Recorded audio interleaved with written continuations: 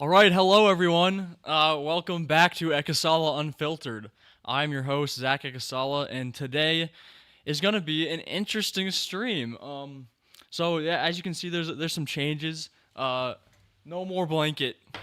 The blanket's gone. We're gonna stick with the blank background for now. I'm hopefully going to be changing it up.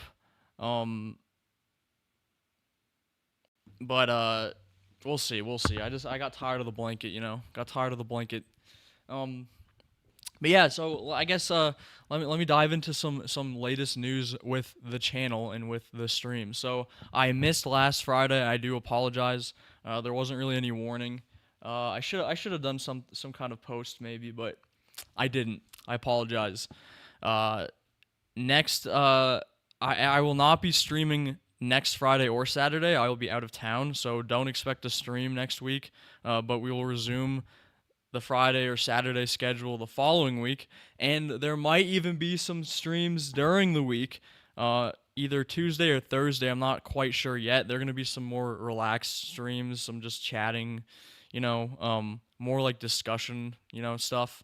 Maybe some games, maybe some things like that. We'll see. We'll see. Some updates. But today's gonna be a little structured a bit differently. So the main event, you might say, is going to be diving into the rest of Lord of the Rings: The Two Towers. We ended right around the Battle of Helm's Deep, so we'll talk about that later on. But there's a lot of newsworthy film stuff that I would like to discuss, and just some general topics that I'd like to go over. So I think before getting into the main event, we're going to spend some time talking about some of these subjects because a lot of stuff's been going on in the film industry. A lot of crazy, good, not so good, bad, great, depending on who you are, I guess. I think it's not the best per se, but we're gonna talk about it today. We're gonna talk about it today. Um, I guess I'll give it a minute. I'll wait a little bit for some folks to come in. Something I do want to talk about though, something that's really burning my buns, baking my biscuits, burning them. Uh, Games. I don't know what happened. Okay, I used to play a lot of games when I was younger with my cousin and with my friends, like all the time. During COVID, we had the Ark Survival run where we played Ark Survival for like I want to say like 4 months or so. I don't know. Maybe it wasn't. It felt like 4 months. It felt like an eternity. COVID felt like an eternity. But I played some games. And my entire gaming career, gaming life, you might say, has been doomed from the start. Okay, doomed from the start. So I grew up in a town where there was terrible internet in the middle of nowhere. Great. I mean, it was a great place to live, but the internet was terrible. I got 1 megabyte a second, mind you. 1 megabyte a second. I could barely play anything. It took a month for me to download GTA 5. A month. I'm not lying. It took a month. And pretty much any time I wanted to play a game, it was impossible. I'd have to hop on my bike. I didn't have a car. I was a kid. I had to hop on my bike with my Xbox or with my computer in my book bag and drive and ride my bike like 5 miles to a friend's house so I could download a game. I'm not lying. I promise. This is true. This is true. And basically, it's always been a struggle no matter what. Even now, and this is what I'm going to come to. Even now, even today, in this modern day, I'm living in a city with high speed internet, and I still have impossible, it's ridiculous, impossible struggles with video games. I don't know what it is. So obviously I have a Steam account because I play video games on my computer. I have a 2017 Alienware laptop. I know it's an Alienware and I know it's old. It doesn't even run. I think Windows 11 is the last update it had. It can't run anything else. So it's cooked. I'm going to have to figure something out probably within the next, I don't know, like 2 years. I don't know, soon. Because my whole setup is on my Alienware laptop. It's not on a PC. I don't have a PC. Um, so that's frustrating. But here's the thing. So even though, okay, my computer's not the best, but it can play games, it can run stuff. It's kind of slow sometimes, but it can do it, handle some things. And my internet's okay. And after I breached the internet hurdle finally after years and years, now living in a city, uh, there are still these problems. Like yesterday, the other day, I've had more time on my hands lately, so I was like, you know what, you know what, I wanna relax a little. I just wanna play a a low stakes game for like an hour. Okay, I just want to chill. Okay, so I'm like, okay, let me log into my Steam account, or let me go on to Steam. I've never really had to log in because it's always just worked on my. I mean, obviously I have an account, but once you don't really have to log in every time you go onto Steam. And this account is like, I made it in 2019, so it's 7 years old at least, or something like that. So I go onto my laptop and I open Steam and it says, "Oh, sign in to Steam." I'm like, "What do you mean sign in? I've never had to log in like that to Steam." And I'm like, "Okay." So I try logging in. Turns out the email for my Steam account was an old email that I made when I was like 15, and I had no access to. So like I don't know the password and I don't have access to the email, so I can't get the new code to get in. So now I'm locked out of my Steam account. I'm locked out, and I have I mean over like 8 years, 7 years or whatever, I have hundreds of dollars worth of games in there. Not like I'm not like an avid gamer really, but over the years it adds up, and now I have no access to it. I feel like the crypto guy, the guy who had like, what did he have? He had like millions and millions of Bitcoin or whatever, and he lost the hard drive. Like his girlfriend threw it out. I feel like that guy. I can't get into my Steam account, and I have all these games waiting to be played, and I have good internet now, and I can actually play them, and I have time. And now they're it's so frustrating. So what I did is I emailed Steam. I said, "Yo, Steam," because Steam's a pretty goated company. They're fighting the Rothschilds. They're a good company. They don't try to screw over the customer. They're pretty. I'd say that they're Gabe, the man who owns Steam. Bless that man. He is one of the top tier billionaire. I think he's one of the only good billionaires out there. Anyways, so I contact Steam. I'm like, okay, Steam is a good company. Steam will know what to do. So I say, here's the deal, Steam. I can't access my account because uh I don't have that email anymore. Also, the card on file isn't the same card anymore because that was like a bajillion years ago. So is there any way I can get in with my new email? And they say, "Oh, put your card information in." I'm like, oh, you didn't read my email. This is some AI bullcrap. Who read this? Who just didn't read my email? So bottom line is, I'm locked out of my Steam account, right? I'm locked out. So I need to figure that out. I might have to just call them at some point. It's ridiculous. So I'm locked out of my Steam account, right? Like, okay, damn it, that sucks. So I create a new Steam account in the meantime, and I use my current email. I do everything right. Okay, I create the account. And I see that for some reason, some of my games are still available, like on this new account, which makes no sense to me.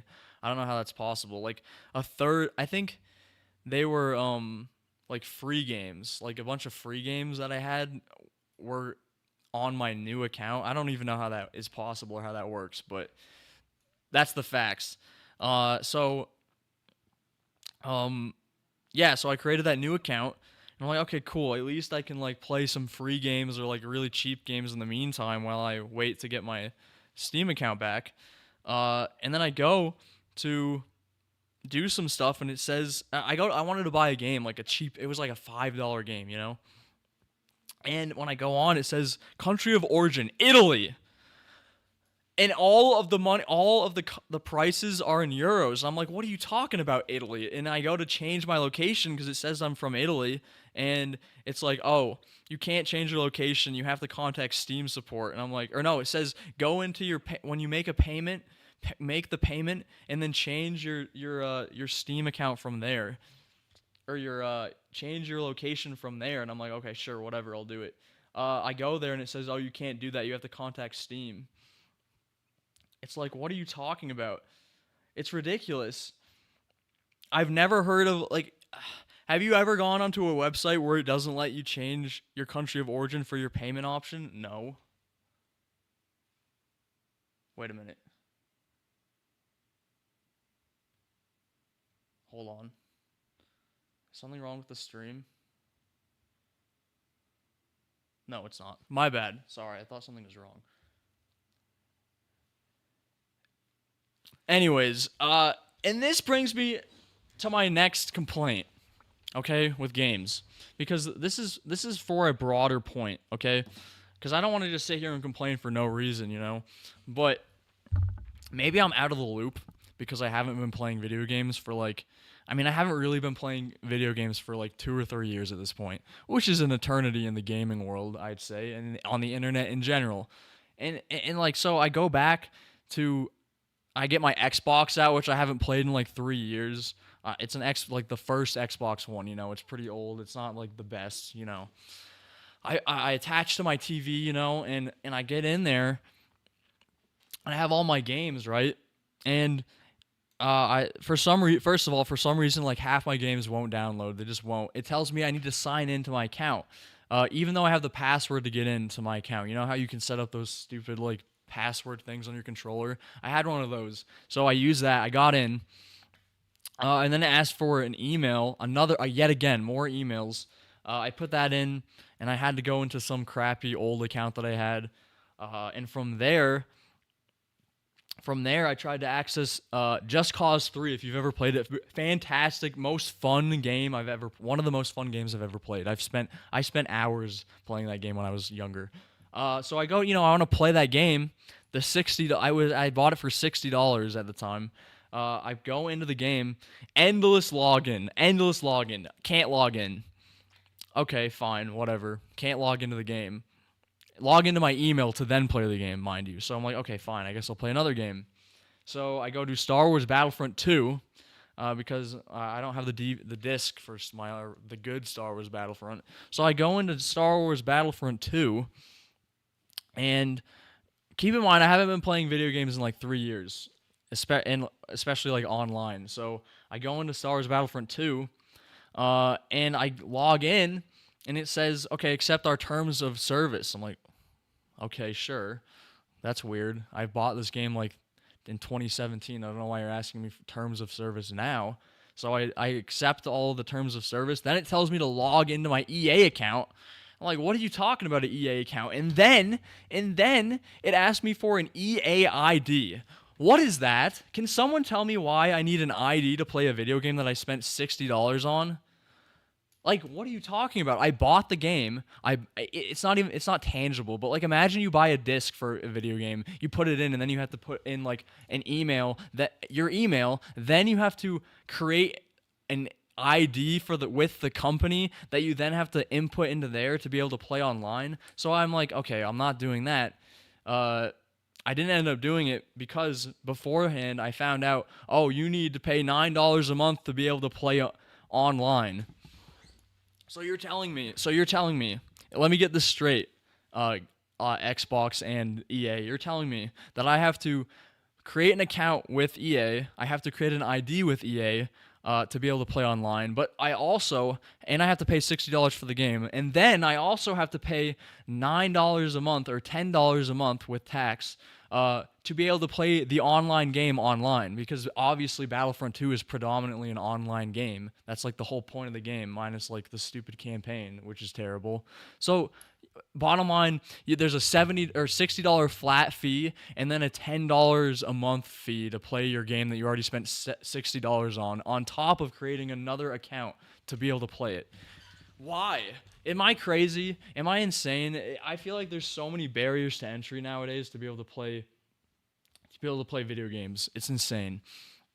It's insane. Remember the days when you bought a game and you could just play it the second you bought it and downloaded it? You could just play. There was none of these logins, none of these accounts. You could be on your Xbox and you could download the game and just play it. Now you need to have like 10 different identities. You need to pay a subscription, and then you also have to pay for the game every single time now. There's like no good free games anymore unless you're on Steam. Steam, top tier. Even though their customer service has been ridiculous, Steam is great. There's always deals, and there's a lot of good free content on Steam. But it's insane. And what's even crazier, I don't know if this is, I'm going to have to do some more research about this. So like, you're telling me that like Fortnite, for instance. Okay, so I hate Fortnite, by the way. I'm not ever gonna play Fortnite. It's a stupid, terrible game, and it's ruining the game industry. Anyways, let's say you get Fortnite, which is free. Like that's a plus at first. You get Fortnite, right? But to be able to play online, I'm assuming you need. Let's look it up. Actually, do you need Xbox Live to play Fortnite?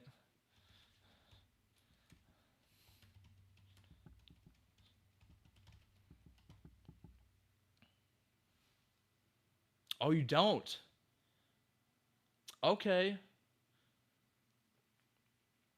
Okay, wait, that doesn't even make any sense. Okay, so according to Google, you do not need an Xbox Live Gold or Game Pass Core subscription to play Fortnite on Xbox. But listen to this.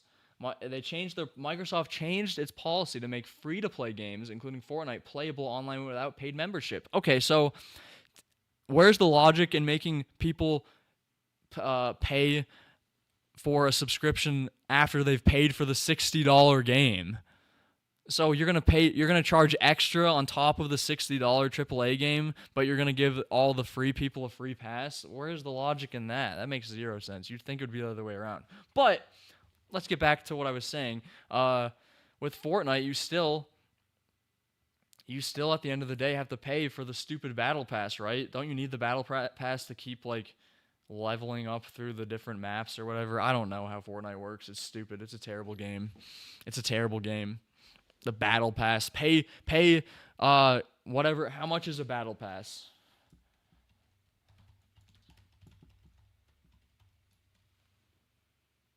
$8.99 or $10 per season. Okay, so how many seasons are there?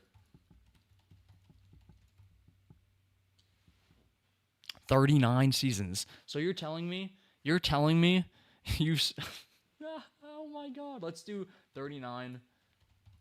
Like let's say it's $8.99 conservative. You've played. Okay, so if you've been playing Fortnite since the beginning, you've spent $350 on Fortnite, and not even with the cosmetic stuff like the skins. Are you kidding me? This is ridiculous. It's a scam. I hate Fortnite for this. Every game now has a battle pass. COD is just Fortnite. COD is just like, what happened to COD? Why are there celebrities in COD? I know we talked about this on a previous stream, but like, come on, man, what are we doing? Why does Call of Duty have like Fortnite battle passes and Fortnite type skins? It's ridiculous. Um, I don't even know, but I just needed to get that off my chest. I don't understand. Like, I don't get. It's impossible to play video games. It's impossible.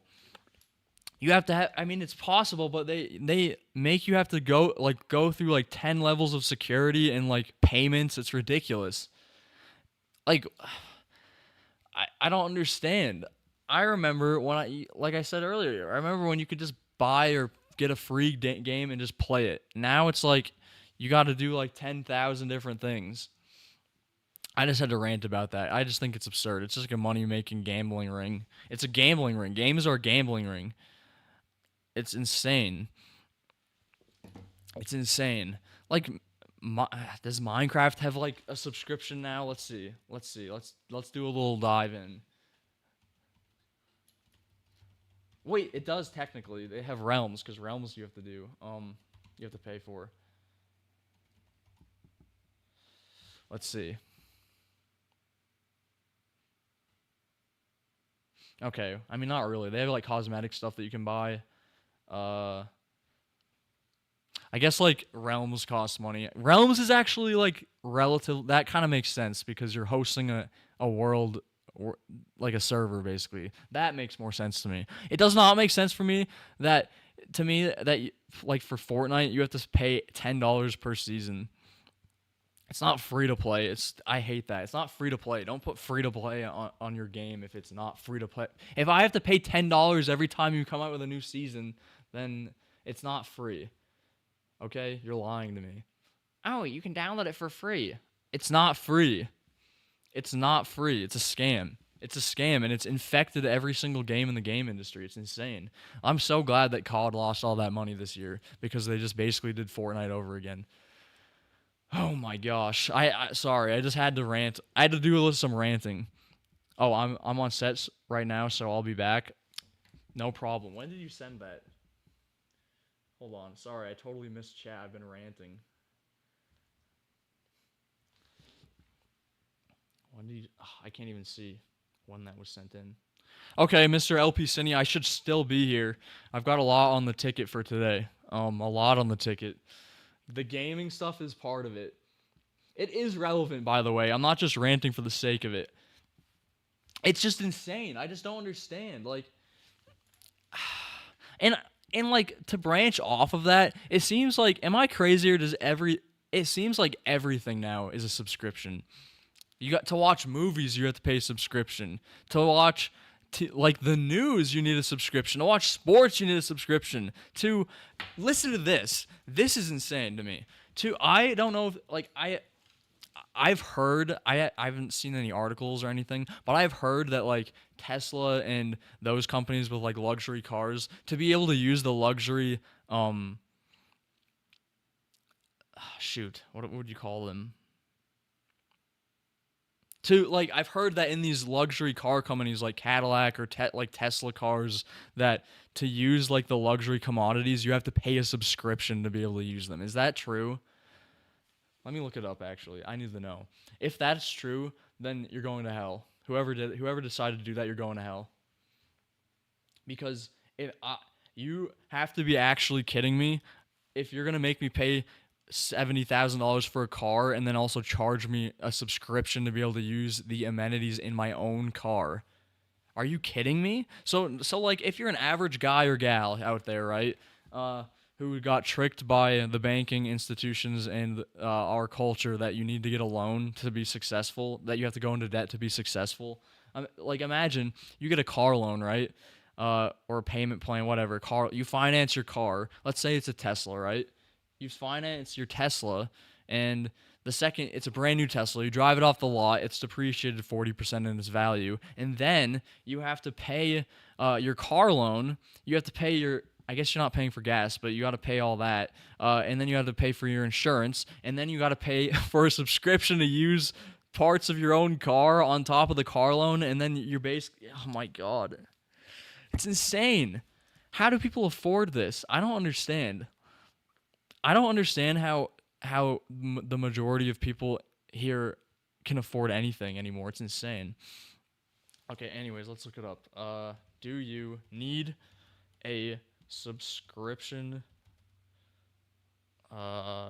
for certain car amenities? Oh my god. You do.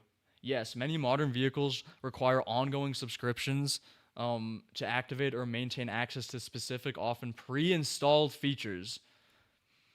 Features on demand. These commonly include Are you serious? These commonly include heated seats, remote start.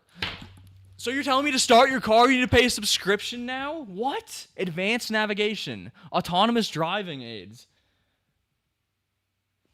Wait, this can't be true.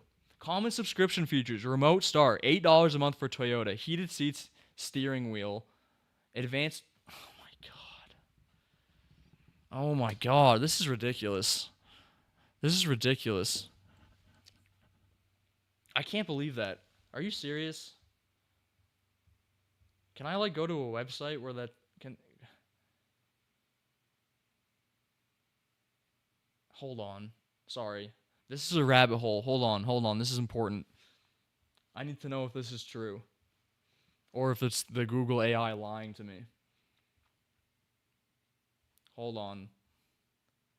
Okay, this Aston Martin. Okay, pricing app is free. Audi varies based on the vehicle or model.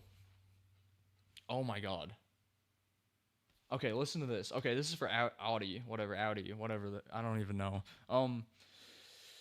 They offer 2 different apps for its connected features. The basic app, My Audi, allows owners to do things like remotely unlock their remotely unlock their doors and check the vehicle's like a normal car. Electric vehicle owners can also access plug-in charge functionality. For Audi Connect, there are 4 plans to... Why do we need plans for our cars? Why do we need subscriptions for our cars? I don't understand. Hold on. If you want to go further with these services, you can get functions on demand. That's a fancy way of saying features that the car comes with that you have to pay extra to unlock, such as the $260 to unlock the light function package so your e-tron's headlights will swivel when you turn the steering wheel. That's crazy. BMW, for the app, it's 1 or 3 month free trial, and then pricing varies on the feature. Pricing ranges from $5 to $20 per month, or $25 to $150 per year, or $99 to $400 for 3 years. What does this include? But I don't understand. I don't know why. Okay, these are the functions that you're paying upwards of $400 to for a year.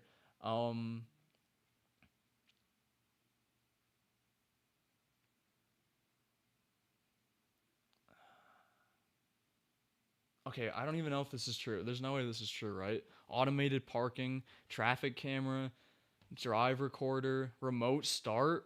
There's no way people are paying $5 to $20 a month for a remote start, right? Um, Cruise control. What? I don't understand why. Like, I just don't understand. And then like Genesis, $99 annually. GM, Buick, Cadillac, Chevrolet, GMC, $10 to $39 a month for OnStar connectivity. It's hard to believe that GM's OnStar is still a thing, but it is. GM owners will have to part with just $15 a month. That's a lot of money a month to use your car. Use your car's functions for the connected service, which gives owners features like roadside road. So you need to spend. Okay, what's the point? So what's the point of AAA then? I guess you don't need AAA. In vehicle Wi-Fi, data plans, and vehicle software updates. So you're telling me that if you have a normal car nowadays, because every car is a smart car now, you're telling me that you have to update your car, and if you don't want to and you have to pay to update your car. I just don't understand. Anyways, we don't have to keep going down this rabbit hole. That's crazy. Oh shoot, hold on.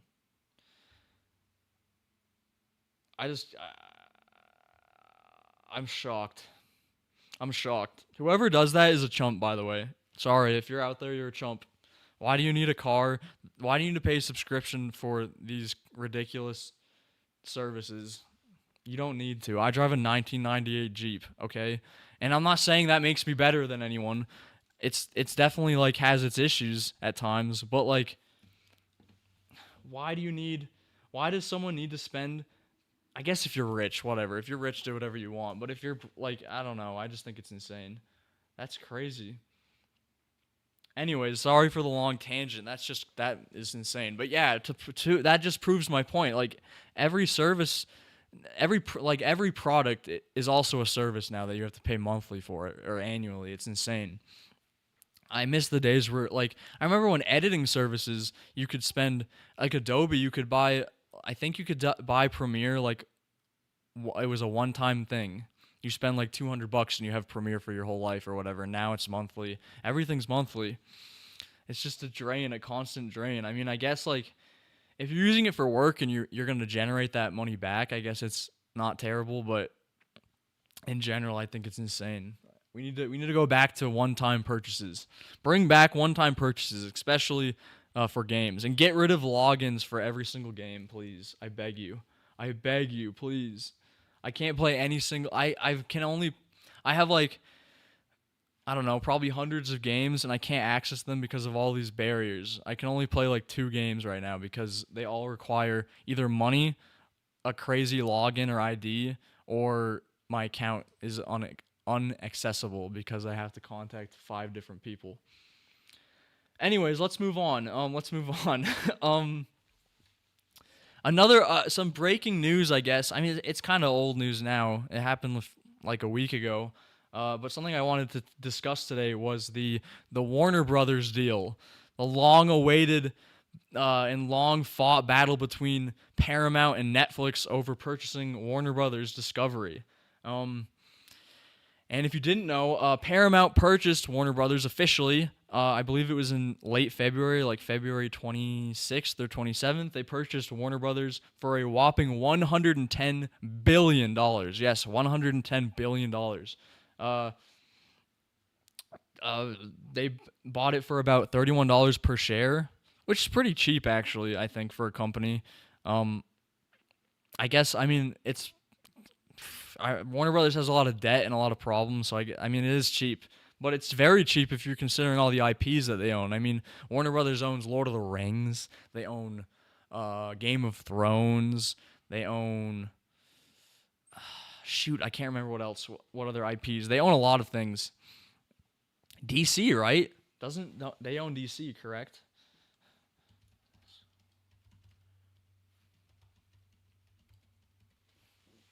Yes, they own DC. That's insane. I think they got it for a steal. 110 billion is nothing. First of all, it's nothing for these companies, uh, and especially if you're gonna buy an IP that can generate wealth for forever, basically. Based like because you if you own DC, you own the comics, you own all the shows, all the movies. I think all of it, unless there's some weird like deals between Warner Brothers and like not Sony, other companies that have like certain rights. You know what I mean? Uh, but yeah, they purchased Paramount Skydance, purchased Warner Brothers Discovery for 110 billion dollars, and they outbid Netflix by like 20. Excuse me, like around 27 billion. I think Netflix was gonna buy. Yeah, Netflix was gonna buy, um, Paramount for or not Paramount. They were going to buy Warner Brothers for 83 billion. And so on a first glance, this is what's interesting because like I think on a first glance, most people, I mean a lot, it's definitely been in the public eye this deal because it's a huge deal. It's borderline a monopoly, I would say, and it's also just because Netflix is huge. Netflix is like is a Fortune 500 massive company now, and they have a lot of pull in the film industry. So a lot of people's eyes are on this deal, and at first glance, you might be like, okay, uh, Paramount just paid more for the company. There's a bit more to it than that, because with the original Netflix deal, Netflix was going to, yes, they were going to buy Warner Brothers, but they were not. They were going to buy Warner Brothers Studios, not the cable companies or the news or any networks like that. They were just going to buy the studios, but Paramount wanted to buy the entire company, which means that Paramount now owns um, CNN and a bunch of other studio assets, which is a little concerning because Paramount owns a lot of the news that we consume every day. So it's very concerning that now they own most, if not pretty much all, the news. Not great, I would say. Not great for free information. Not great for free speech, in my humble opinion.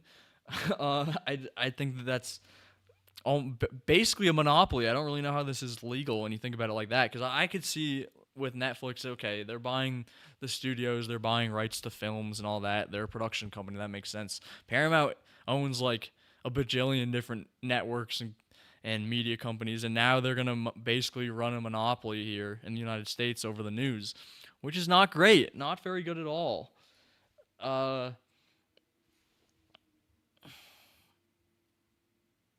I just think it's just insane. And yeah, they own I think they own HBO.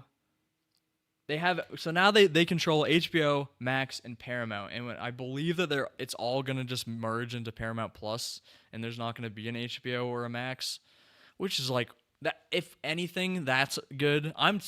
Tired. I'm so tired of all these different streaming companies and platforms. It's ridiculous because like if you're on Disney Plus, then you also have Hulu, and if you go to Hulu, you have certain things that aren't on Hulu, but they are on Disney Plus. It's so weird. It doesn't make any sense. It's because all these different the the streaming world is moving so fast that all these contracts that these other companies had with like studios are not yet expired. So they have to like maintain their contracts with all these other companies while simultaneously fulfilling their new contracts with these new other companies. So you have media like everywhere. So half the time most people are paying like they have like 5 different streaming services, and they're paying for basically the same movies anyways and shows because they're all merging into one.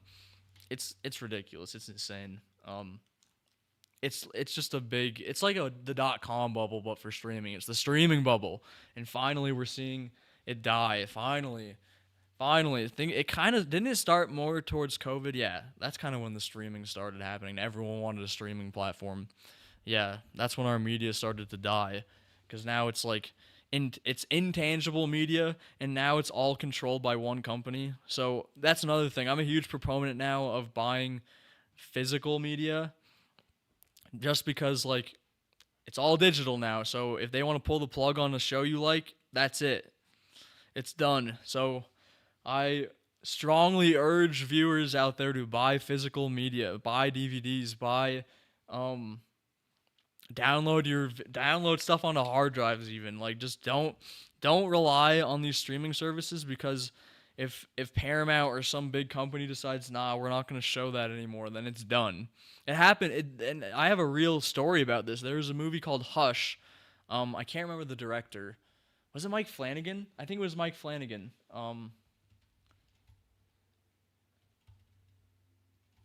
Yes. Um,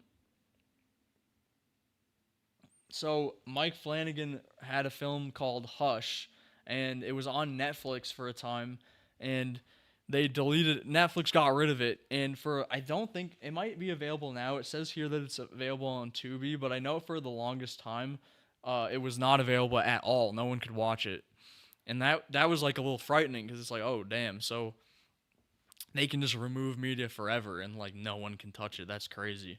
So that, yeah, like I said, just definitely start buying physical media. Start buying it. I've been reading that my generation is actually like starting to bring that back, like buying physical stuff, copies of like DVDs, CDs, things like that. So that's good. That's good. It's defeating the big guy, defeating the big corporations out there. Uh, and yeah, so now that we've talked a little bit about the Paramount thing, I just want to let's just explore. Let's just do some research. Me and you, audience member. Let's dive into what they actually do own, because I think it's pretty interesting. Um,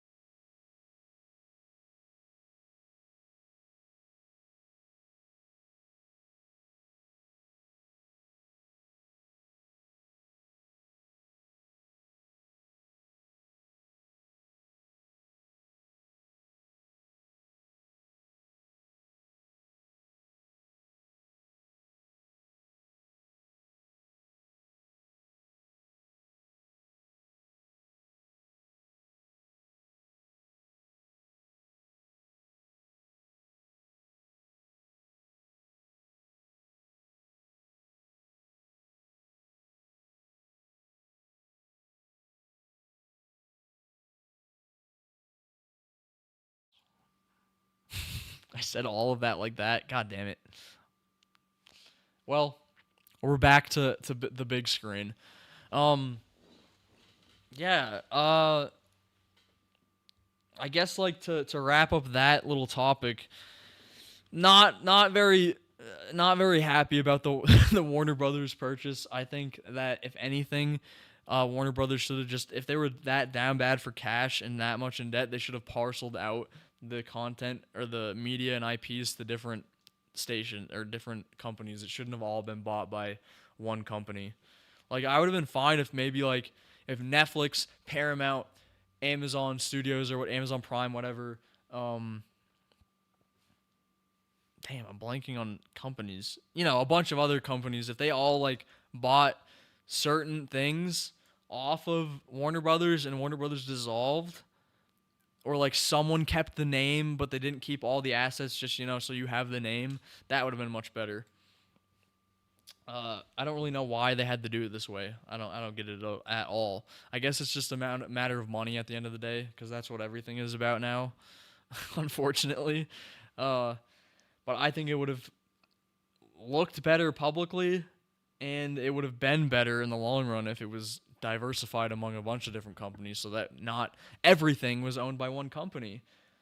It's ridiculous, but no, this is what's happening. But I will say this: we do have like a little less than a year of peace before Warner, because they don't Paramount doesn't get to start actively doing stuff until I want to say late 2026, early 2027 is when like the actual effects, we'll start seeing the actual effects of the purchase. So I guess we can enjoy our almost about a year free of the Paramount invasion. So that's good, I guess. Oh boy. Oh boy, oh boy, oh boy.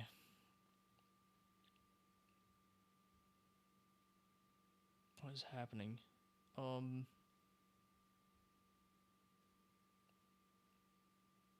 I have to take a quick bathroom break. I know it's been an hour and 2 minutes. I'm sorry.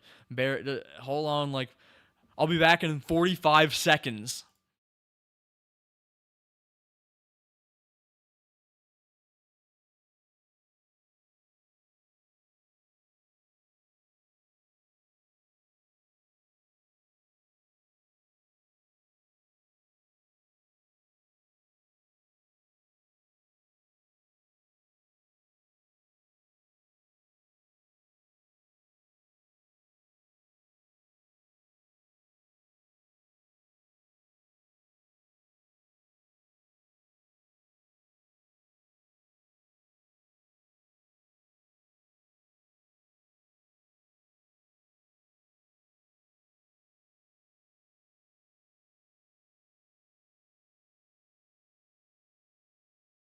All right, I'm back. I think that was less than 45 seconds, and yes, I did wash my hands. Okay. Um. All right. What else is on the docket? There's a few things. Oh boy. Oh boy. Oh boy. Oh boy. I don't even know if I want to talk about it. I might want to wait until I get some real chatters in here, because I do want to talk about Wuthering Heights, but uh there's some folks that I want in the chat to see if I'm crazy or not, because I have a hot take about this film, a major hot take, I think. So let's just save that for now, I guess. Um,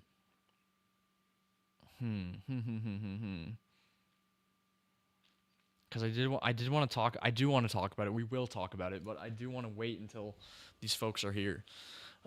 But that might not happen for a bit. Might not happen for a bit, unfortunately. Um. Oh, okay. There are some things I do want to chat about in the meantime before we dive in. Uh, which is Lord of the Rings related, actually. So, uh, as I'm sure you guys know out there, if you're a big Lord of the Rings fans, if you're watching this stream, you probably are.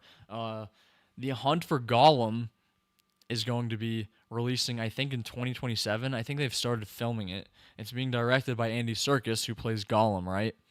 Uh, first of all, first of all, now there's a bunch of different things happening now with that movie. So I think it was delayed. There's something about it was delayed, which isn't a good sign. Also, Andy, I didn't know this, but I love Andy Serkis, by the way. Andy Serkis, if you're watching, please, I love you. So don't take what I have to say to heart. But there's some movies that you've directed that I don't think are very good, like Venom. I think you did or Venom Carnage, right? Let's see what else. I can't remember exactly what you've done. Um, Venom. You did Animal Farm. I didn't see Animal Farm. I can't lie. Mowgli, The Legend of the Jungle, 2018. Yeah. So not like insanely good stuff. I'm sorry. I just don't think it's that great. So I'm a little concerned that you're directing Gollum. I love you as Gollum and I love you as an actor. Don't get me wrong. But I am concerned that Peter Jackson isn't directing it. I think he should be directing it. Uh, so that's a little frightening. I'm a little scared. I'm very scared actually to see what's gonna happen with that. But we'll see. I guess we'll see. Another thing. So now that New Line Cinema is going to be owned by Paramount, and they're going to be Paramount will effectively be in control before 2027, I believe. That means that there could be some huge changes coming for Hunt for Gollum. Who knows? Because it's releasing around the time that they'll have control. So, and I don't know. Let's see. Actually, let's see. Because I know Netflix is going to change the theater window for films, which a lot of people were upset about. What is Paramount's plan for theaters? Oh, okay.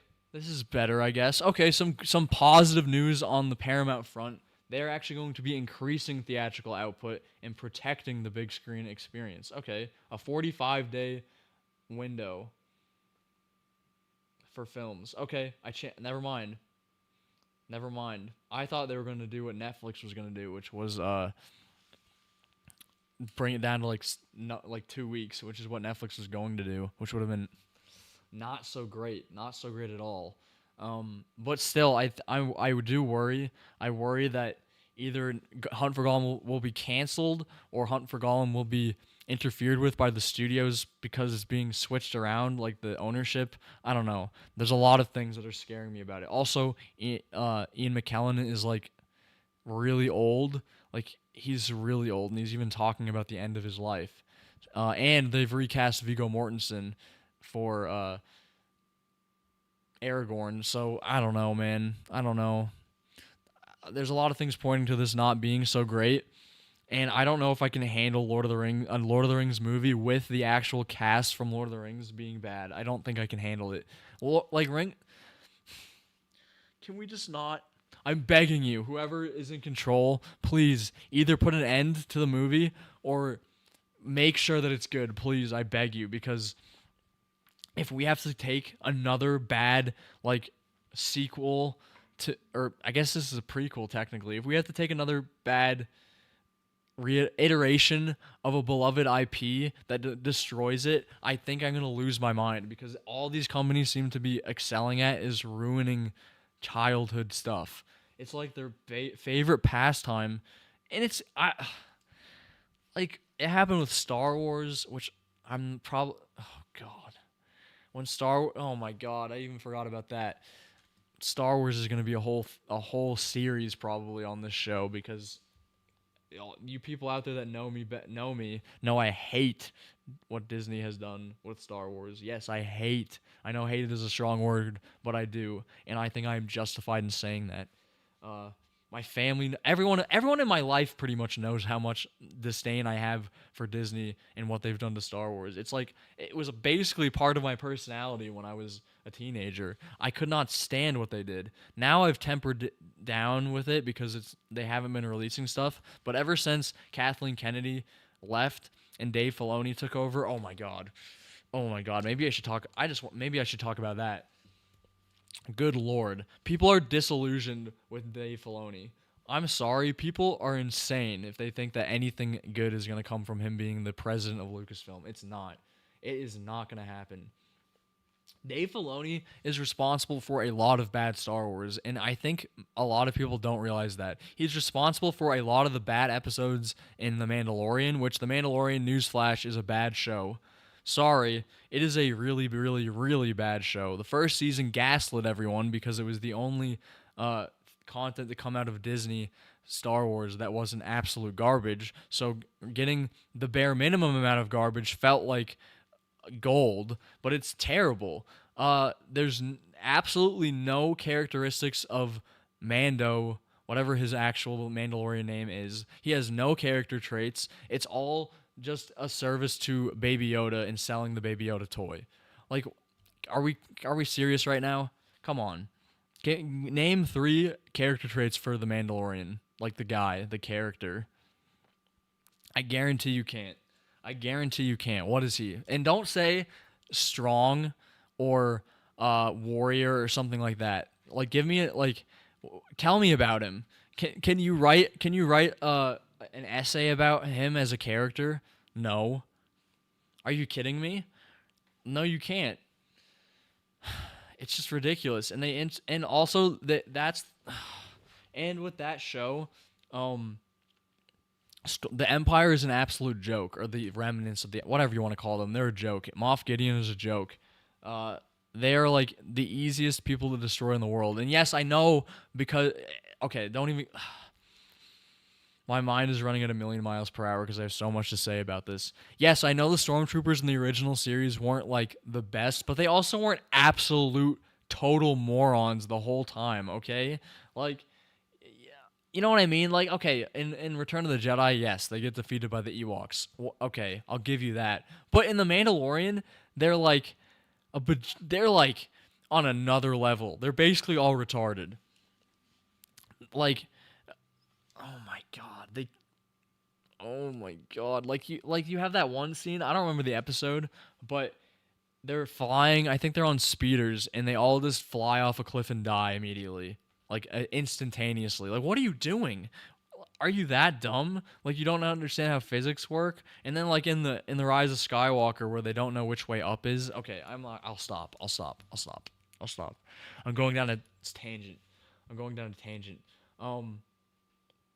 But I do actually want to talk about this news. I guess it's old news now. It happened like probably almost a month ago, but I haven't talked about it on the show.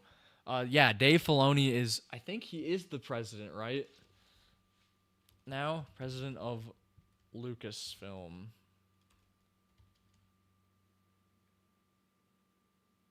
Okay, David Filoni. Yeah, I guess Dave Filoni is the president and chief creative officer of Lucasfilm. While Lin-Wen Brennan is the what? Co-president? What? I've never even heard of this woman. Okay, so we got co-president, and we have basically Dave Filoni's the president. Okay, everyone's like so jumping for joy that they're like, oh my gosh, he's the best and he's the president, and now all of our Star Wars shows are gonna be good now. They're not. Did you watch Clone Wars? Yes, and yes, I'm going there. Clone Wars, I enjoy Clone Wars. I like Clone Wars, okay, like I can enjoy watching it, but it is bad. Come on, let's be honest. It's not good. It's not. It's just like I like the animation and I like the fights. It's very I like it from a superficial standpoint. I don't really take it that seriously because a lot of it is ridiculous. A lot of it is ridiculous. Like the stuff they introduced in that show, like some of the stuff is absolutely crazy. Absolutely crazy. The only stuff I can say that is like genuine, like okay, the good stuff though, I like some of the Maul stuff. Some of that is good. Some of the Count Dooku stuff is good. Some of the Ahsoka stuff is good, I guess. But a lot of it is just like, I don't know. It's just like it's not great. It's very like basic storytelling. Like very basic, not very. I don't know what else to say. It's just very basic. It's not like the worst thing ever, obviously, because nothing's the worst thing ever. But it's not like demonstrable like Disney Star Wars, but it's not great. And like okay, here's a better example, a theatrical example. Dave Filoni was responsible for the 2008 Clone Wars movie, which was that movie. I'm sorry, it's bad. That is really bad. It's like what do it's paced terribly because it's basically like Clone Wars episodes cut into a movie and then they released it in theaters. Uh, at that point, the animation didn't look very good either. People didn't like Ahsoka because she was whiny and annoying, which she was, by the way. She got better as she got older, which is fair. But I don't know. Like Dave Filoni is just like he reminds me of like a kid playing with action figures, and it's like okay, that's fun, but you're also playing with hundreds of millions of dollars and uh, millions, if not billion. No, I can't say billions. I wouldn't. Would you consider? Am I wrong, or do you think are there a billion? Are there at least almost a billion Star Wars fans out there? I feel like Star Wars is so huge there that could be a realistic number. How many Star Wars fans are there?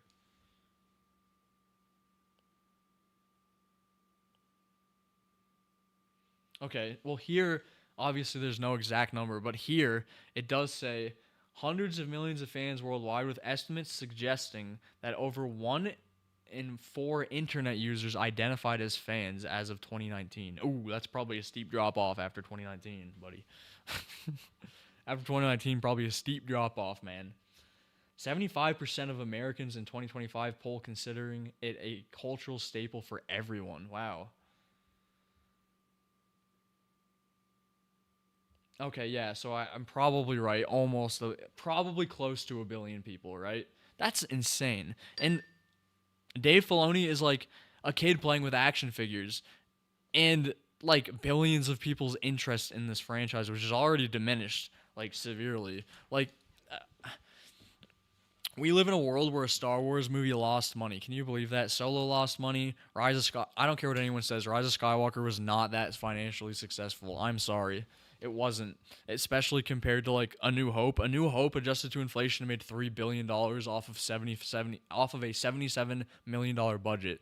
Meanwhile, Rise of Skywalker made barely broke even. I'm a broken clock with that. I'll stop. But Dave Filoni is not going to save Star Wars. He's just not. He's going to keep doing slop.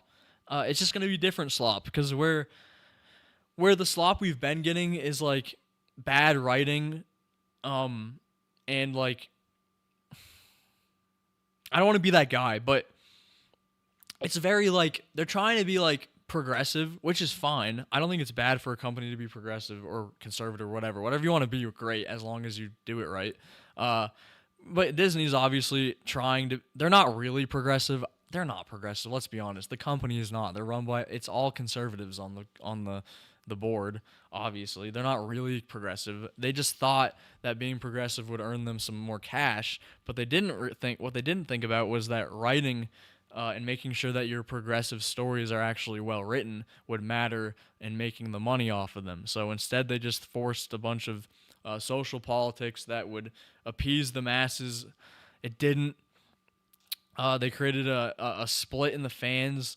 They created a political rift in the fans too that didn't exist before 2017. Uh, and now we're left with a highly politicized, like toxic Star Wars environment. And I'm not saying that like, oh, there's toxic fans out there that don't like Star Wars. No, I'm not. I'm not gonna say that. But there is like a hostility between fans. Like, I'm not that way. Like, if you like it, whatever, you can like it. Obviously, no one's telling someone they can't like something. But it is bad. I'll say that. You can like it if it's bad. It's true. Uh, and it backfired. And I don't think like that was Kathleen Kennedy's whole agenda. Her agenda was like she literally wore a shirt that said the Force is female. That's like rage baiting anyone. Why is the Force isn't male and the Force isn't female? It's the Force. Who gendered it? What are we talking about here? This is Star Wars. This isn't like a gender debate thing. Like what? So she like introduced all these social politics that weren't even present in Star Wars, really, to my understanding. You know, at least there was no attention brought to what social, and I don't mean politics. There's obviously a lot of politics in Star Wars. I mean, George Lucas has literally said that the rebels are like the Vietnamese and the Empire is like the United States. Obviously, there's politics in Star Wars, but she introduced like social politics into the mix, and social politics are not the same as as the politics that George Lucas was introducing in his Star Wars films. Social politics are commonly fads or like in the moment, not timeless or dated, things like that. And she also just didn't know how to she didn't know how to properly put them in the film, so that it didn't land very well at all. Uh, and I think that there's a misconception among people in media and in the news or whatever, that if you don't like or if you hate the Star Wars that's coming out now, that means that you must not enjoy like progressive things or whatever. That's not true. It's just that most people don't like it when it's poorly written.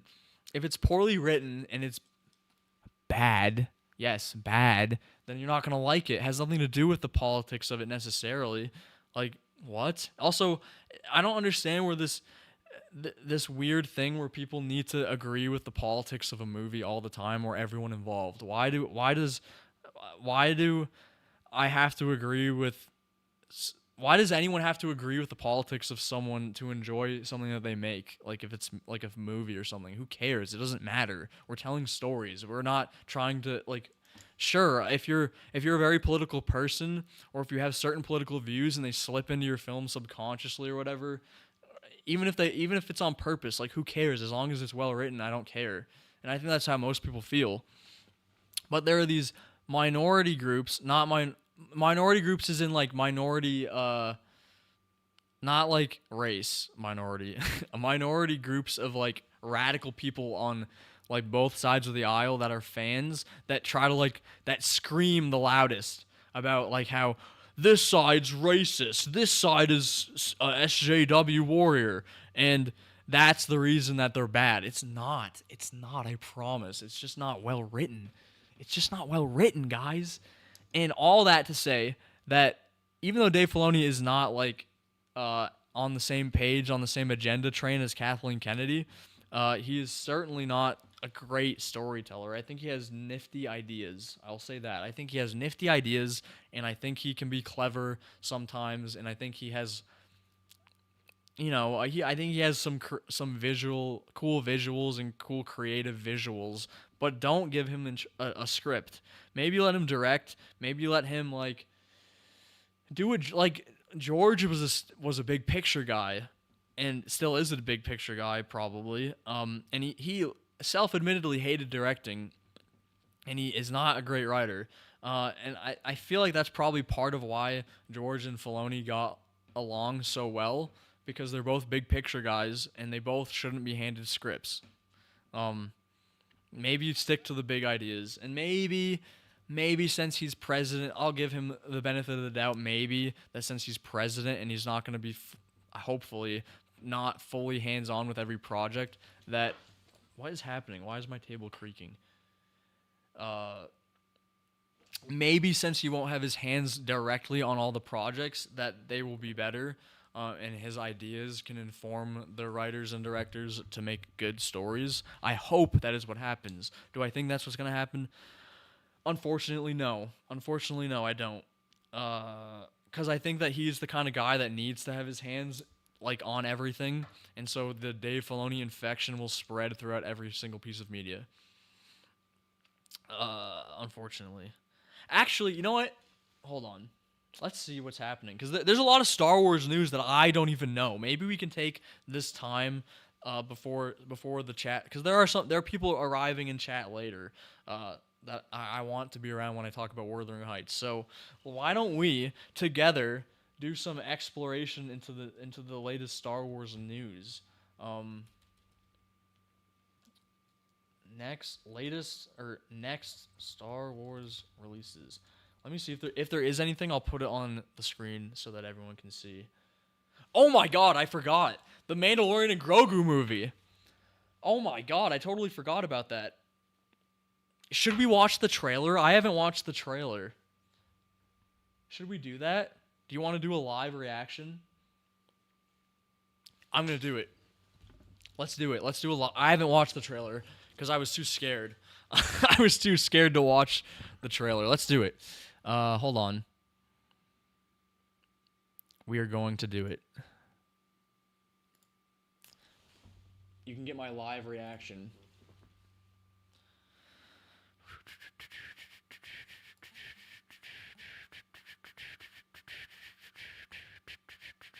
Sorry. Man.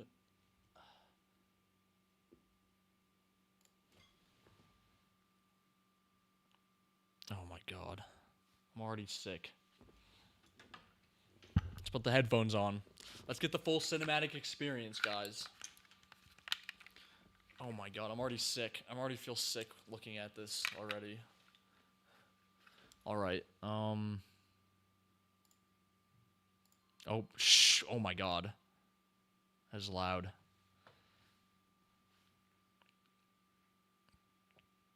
Hold on.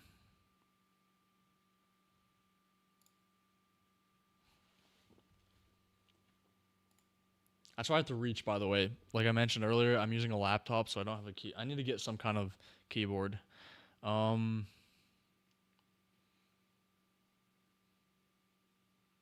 Wait.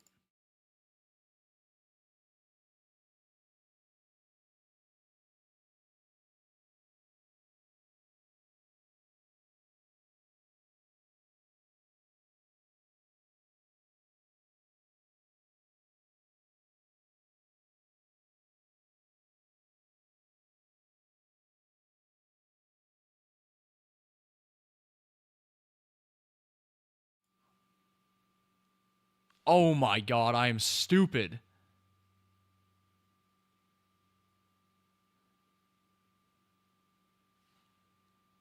Oh my god, I am so dumb. You're telling me... Oh my god, I'm actually stupid. My mic wasn't even connected to the other cam that whole time. Oh my god.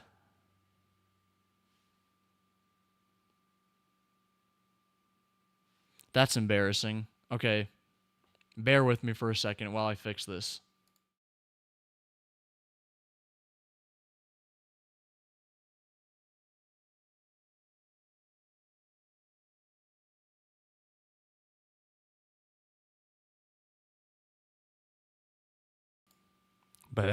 Okay, yeah.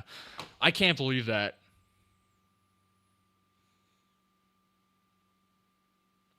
I can't believe that I did that. That is so embarrassing. Brother. So that all that time that I was on this cam, I was silent on stream. Oh my god. Oh my god. That oh my god. Okay, well that's a bummer. All that information is lost forever, but okay. I cannot believe I did that. Damn it, I'm retarded. Jesus Christ. Okay, well, I'll cut all of that out of the stream I get on the, on the re-upload. That's insane. Okay.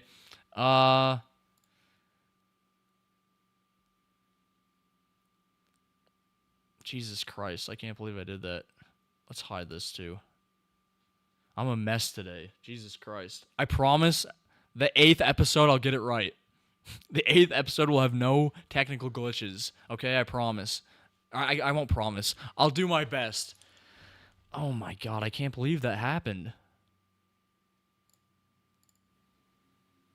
Okay, well, sorry for anyone that was watching or is rewatching or whatever and didn't. Okay, anyways, let's just move on. Let's just move on. Okay, we're gonna watch the Mandalorian and Grogu trailer. This is my first time watching it,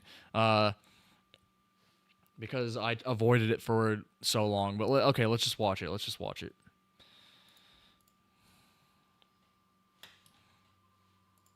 Didn't wait. Wait. Am I dumb or didn't that ship blow up? Am I crazy? Did they rebuild it? Can someone tell me?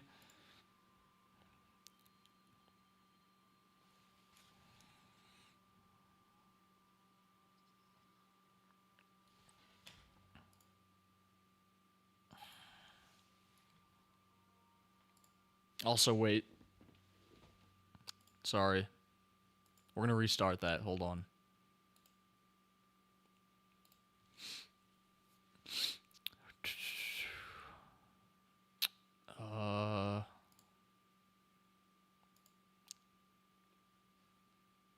Headphones.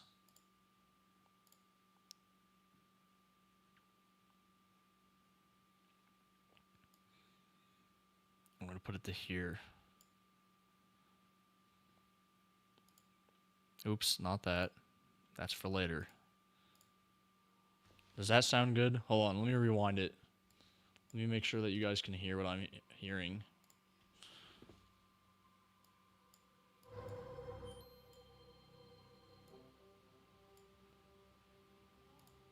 Okay, let me just check to make sure that that is working. Hold on.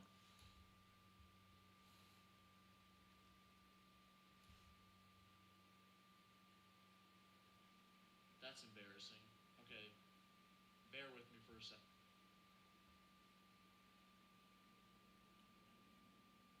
Oh, hold on.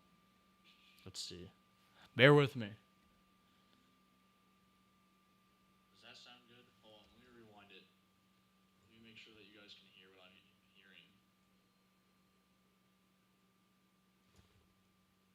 Okay. Yeah, you can. Okay. Beautiful. Beautiful. That's all I needed to do. That's all I needed to do. Okay. Let's go.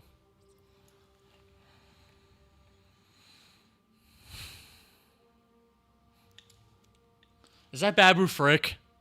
Oh my god. Wait, he's played by Martin Scorsese. I remember this.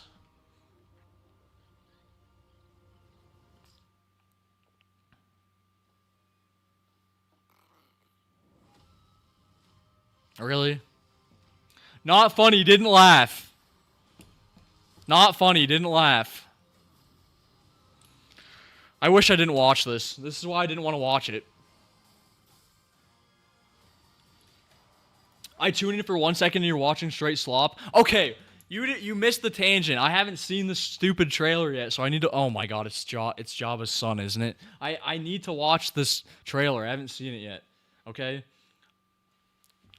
So give me a break. Give me a break. I'm reacting for the first time, and we'll talk about it. I also cannot believe. First of all, let me just finish watching it, and then we'll talk about it. This looks so bad. What am I looking at? What am I looking at? This isn't Transformers. What are we doing?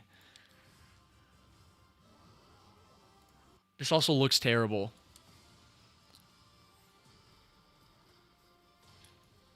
Wait. Warning? We're detecting that belongs. It's a trailer! Are you serious?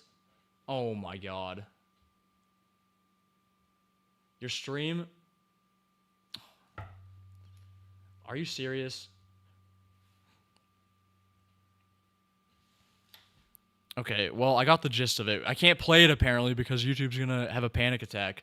Oh my god, that was bad. Terrible. Okay, back to okay. Oh my god, that was actually terrible. That was bro. Watch The Mandalorian. It's the movie. Did you not know there's a movie coming out in 2026? Grog. Golly. This is current news, man.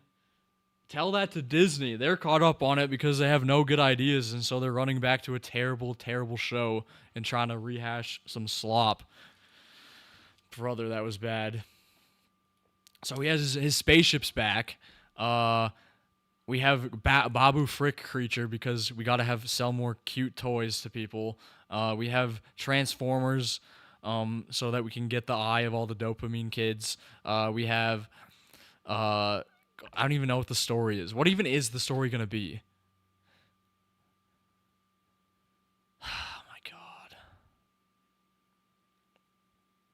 Yeah, that's why I didn't want to watch it, because it's slop. You're right, it is slop.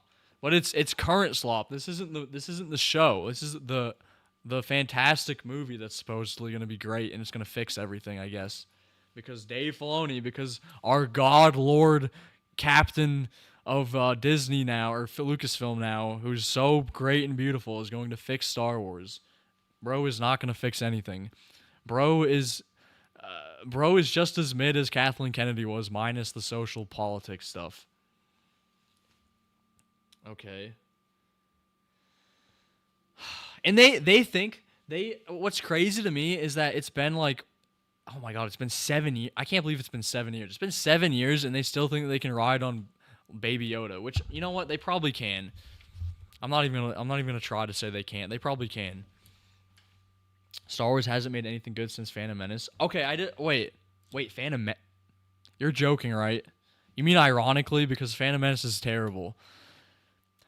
Andor is good. Have you seen Andor? Andor is the only thing from Disney that I'll say is good. The only Disney Star Wars I'll say is good. Andor was good. Uh, but other than that, I guess I would agree. I would say that Phantom.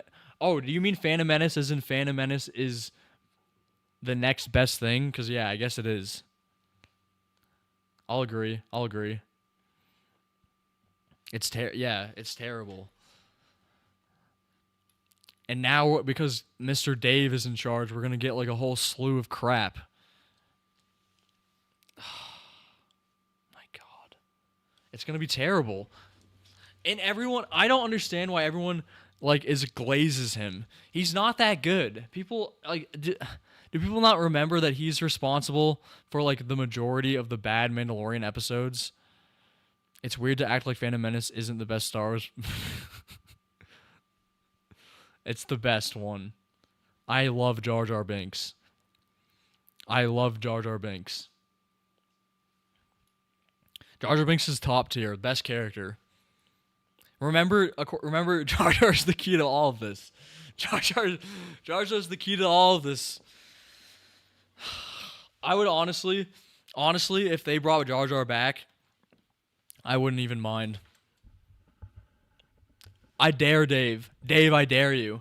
I dare you to bring Jar. I dare you to make a Jar Jar a Star Wars story. I dare you. I bet it would make money. I bet it would make more money than Solo. I guarantee it. A Jar Jar movie would make more money than Solo. I think it would make it. It might even be a Rey movie. Don't like Jar Jar, but like Gollum. Make it. Oh my God. You have to be trolling, right? They don't even. They literally. First of all, they literally don't even exist in the same universe, and they metaphorically are on a totally different level. Gollum clears Jar Jar every day, forever. There's no way that you could convince me otherwise.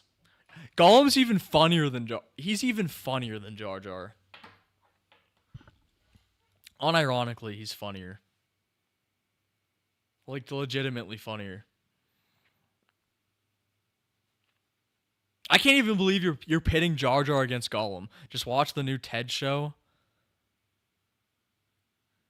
Is that when he's like a student, like a kid, right? I don't know, man. I don't think I'm gonna watch that. Maybe. Maybe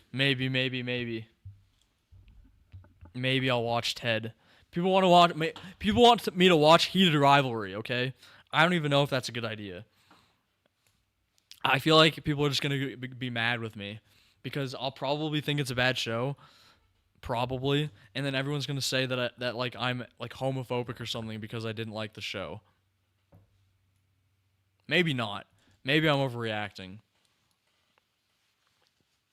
But it seems like a slop show to me. Who knows? But I'll tell you one thing, that trailer was terrible. I don't know what they were thinking. Let's read the comments. Hold on.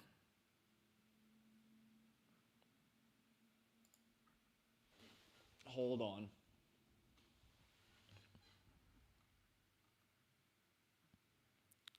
Looks like everyone missed this trailer when it was dropped.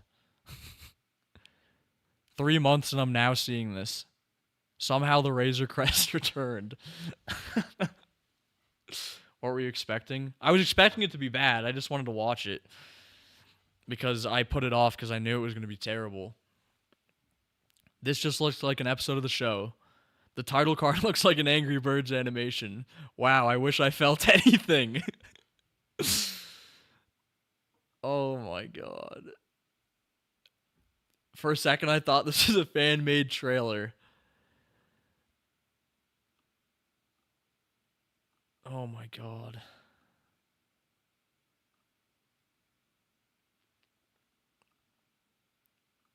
Yeah, no one likes this. No, I was expecting it to be bad. Don't get me wrong.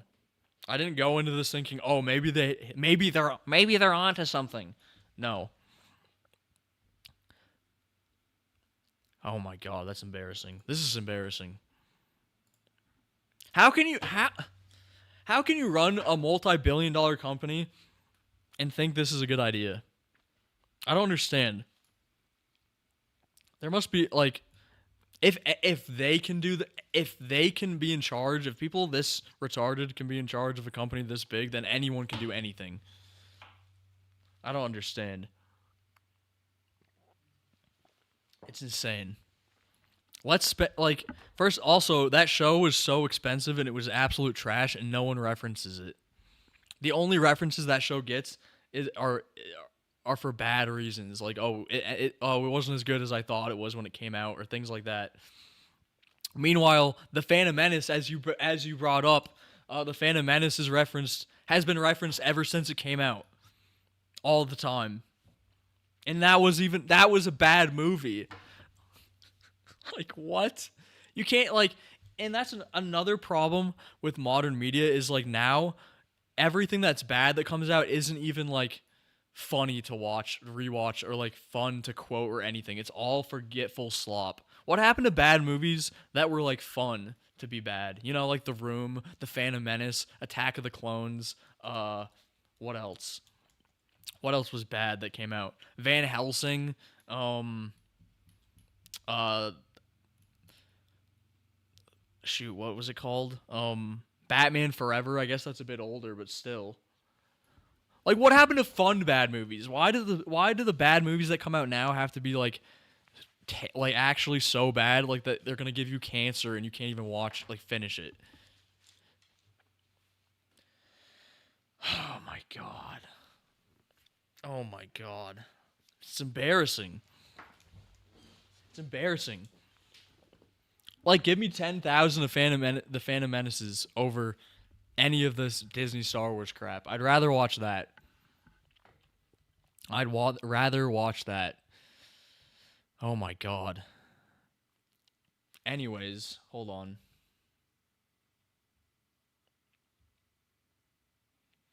Anyways, like that movie is gonna be absolute trash, and then everything that Dave Filoni is gonna pump out in the next however many years is probably gonna be trash too. And oh my god, because he's and again, like people are glazing him like he's gonna be some savior. Meanwhile, he's the guy that created The World Between Worlds and Star Wars Rebels. Also, Star Wars Rebels is a terrible show.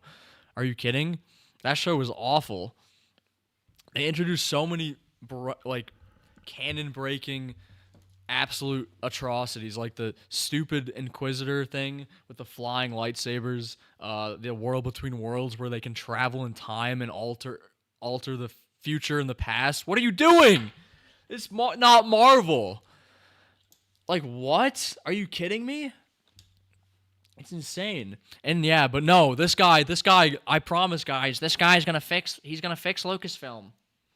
He's gonna fix Lucasfilm, and he's gonna bring back good Star Wars. No, he's not. It's just gonna be a different kind of bad. Oh my god. It's crazy. Craziness. Like, let's run. I wish we could run predictions. We gotta start gambling in here.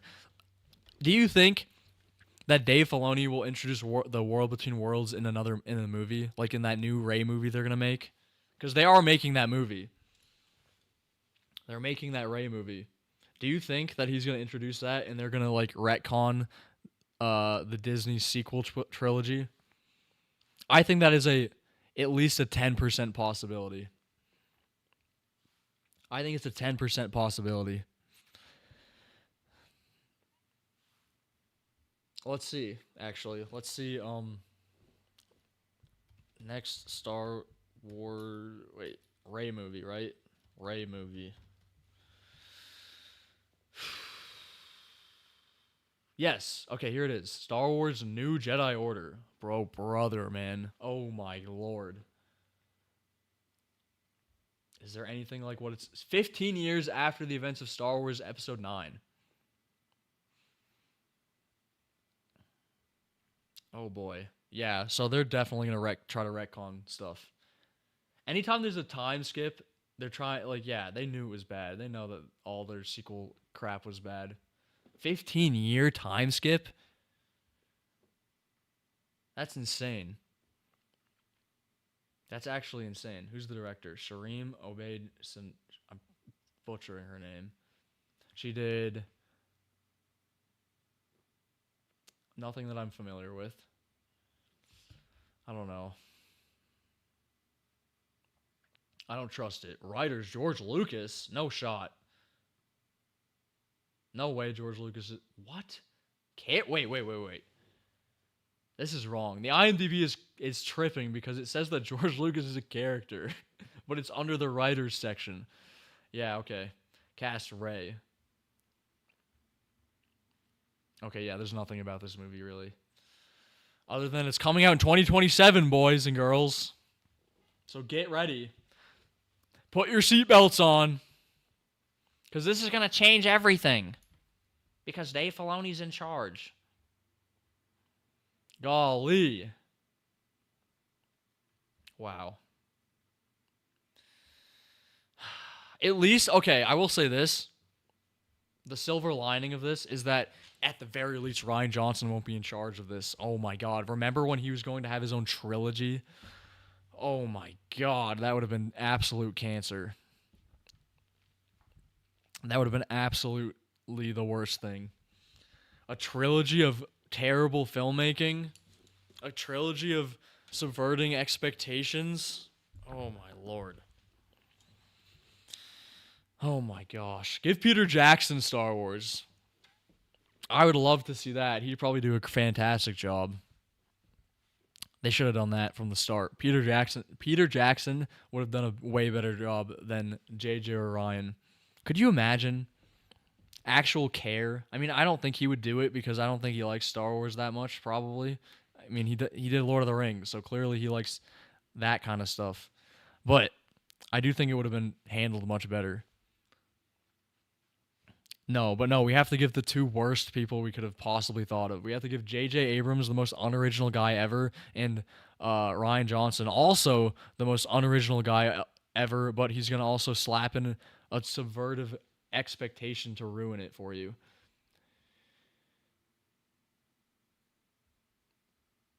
Dear Lord. Okay. Um.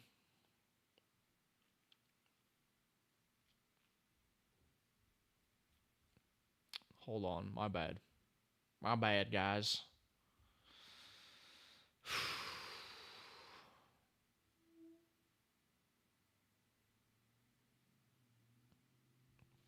Boy, oh boy, we might have to dive into my hot take. I was waiting so long and patiently. How long have I been live for? It's got to be like, what, 2 hours? Almost 2 hours. Okay. Okay.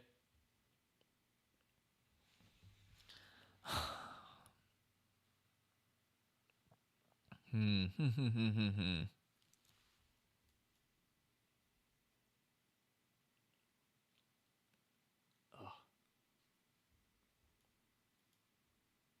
Hold on. I don't know. I guess I'll have to dive into it, I guess. Let's see here. Yeah, let's just dive into it. Yeah, so okay. This is probably going to be the hottest take. I might get flamed for this, who knows. Uh So I saw Wuthering Heights. I don't know if you guys have seen it. I'm sure you've at least heard of it. It's like a romance based on a novel. I forgot the woman's name who made it. It's considered one of the best English written novels like ever, I believe. Uh, yeah, so it's called Wuthering Heights, and this film came out around Valentine's Day, so kind of a while ago.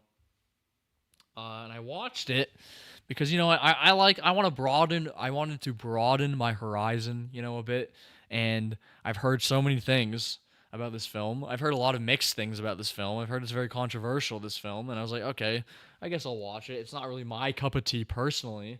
It's not the kind of film that I would usually go watch, but I went in with an open mind. Okay, I went in with an open mind. I promise, and I'm sorry. Let me start with some positive stuff, okay? First of all, the film was beautiful, absolutely beautiful. Great cinematography, great color grading. The sets were very impressive. I will say this, it's very clearly had a high budget, and very very it looked like incredibly high budget, but I never once felt like I was in the XR stage or that it was like not real. It all felt very real. I think they used a lot of practical effects, or practical like sets at least. Uh, Very extravagant sets, lots of color, lots of ornate like designs for the dresses. Everyone was wearing incredible costumes. The costume design was incredible. Um, on that level, it was insanely great, insanely good. The whole the world felt lived in. The world felt pretty unique too. Like for a while, I couldn't tell if this was a fantasy or not. It felt kind of like a fantasy because everyone was so extravagant, or like an alternate world. But it felt unique, and I think that's, excuse me, impressive for a film, especially nowadays, to come up with and actually execute a unique environment for their story to be set in, because it makes it stand apart from like every other AI or XR slop that comes out now. So that was good. The acting was pretty good. They had some good child actors in the beginning that I was pretty impressed by, and they had good chemistry. Jacob Elordi was great. He's always pretty great in everything he's in. Um, the one guy, the father, Catherine's father, I forgot his name. Let me get his name actually. Father Wuthering Heights. What's his name? Earnshaw, Mr. Earnshaw. He was played by. Oh, I can't remember the actor's name, but he played Doc Martin, which was a doctor show that back in the 2000s that I used to watch with my mom. So that was like a crazy, weird, like nostalgia hit for me. That was crazy. He did a great job. Margot Robbie was, like she was decent. I think she's an okay actress. I think she did a good job, but I wouldn't call her acting spectacular. I think Jacob Elordi delivered a better performance.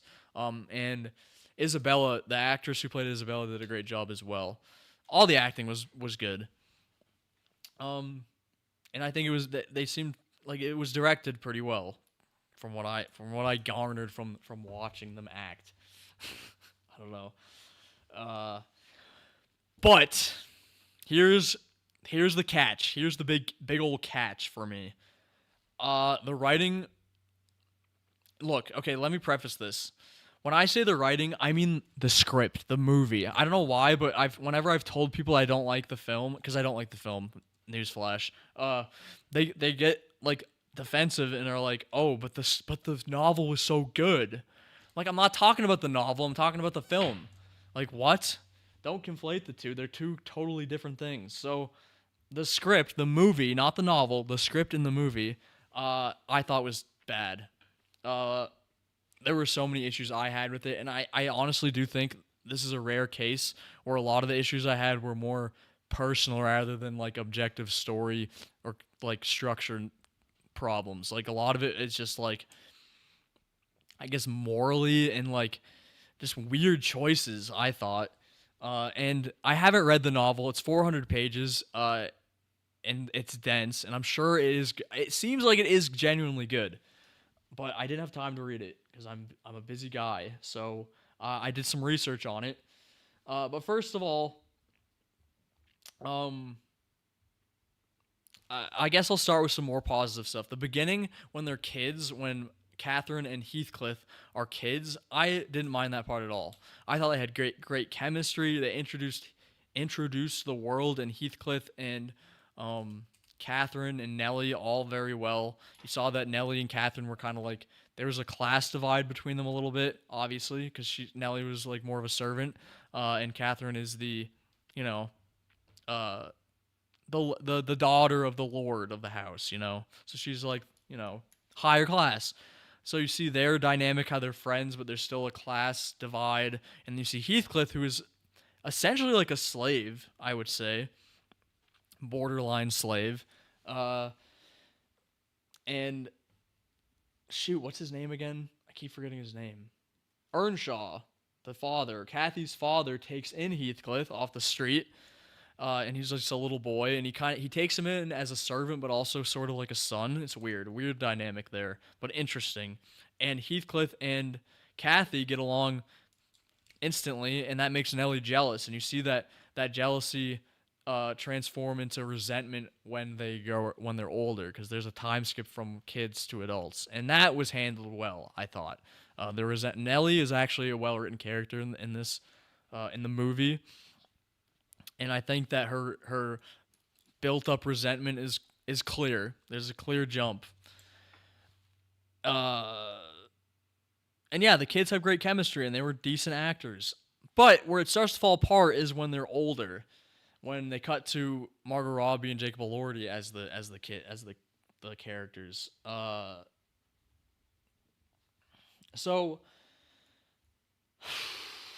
when they jump from child to adult, they apparently they stagnated and they never changed at all, because Catherine and Heathcliff basically act like kids. More so, Catherine. She still acts like she's 12, even though she's like she's 35 or something, 38. I don't know. She's like older, 35-year-old woman, and she's acting like a 12-year-old. And apparently she's never. We learn that she's never like. She doesn't know what sex is or anything like that, I guess, because there's a scene later on in the film where she catches her servants like, having sex in the barn, and she's like shocked by this. Or she seems shocked. I don't know if that means that she's never seen or always knows what it is, but it awakens like her sexual urges. And I just didn't buy it. I'm like, you're 30 something years old. How have you never like, I don't know. It doesn't make any sense to me. And then because like she didn't like seem to know or have an understanding of it, but Heathcliff did. Like, okay, I guess because he lives out in the barn and he probably saw it before. I don't know. It doesn't make sense to me. That's why part of me thought this was some weird alternate reality, because everyone seemed so almost primitive in their understanding of like sex and relationships. It was weird. It was just really weird. I don't know if it's like that in the book or not, because I haven't read it. So I wasn't a fan of how they just seemingly didn't change at all from the ages of 12 to 30 something. It's a good 20 years of change. Nellie sort of changed. I mean, she's definitely more mature than when she was a child, so that at least they got that right. And like the classist stuff seemed to dissipate as like the film went on. I think it was still present, but it wasn't as present as it was in the beginning of the movie, and as much as it is in the book. Because what I read about the book is that the classist or the class divide is very present, and like the romance it's important, but it's almost secondary. Someone can correct me too, because I haven't read it. I've done some like research to try so I can talk about it a little bit. But if I'm wrong about anything, please point it out to me.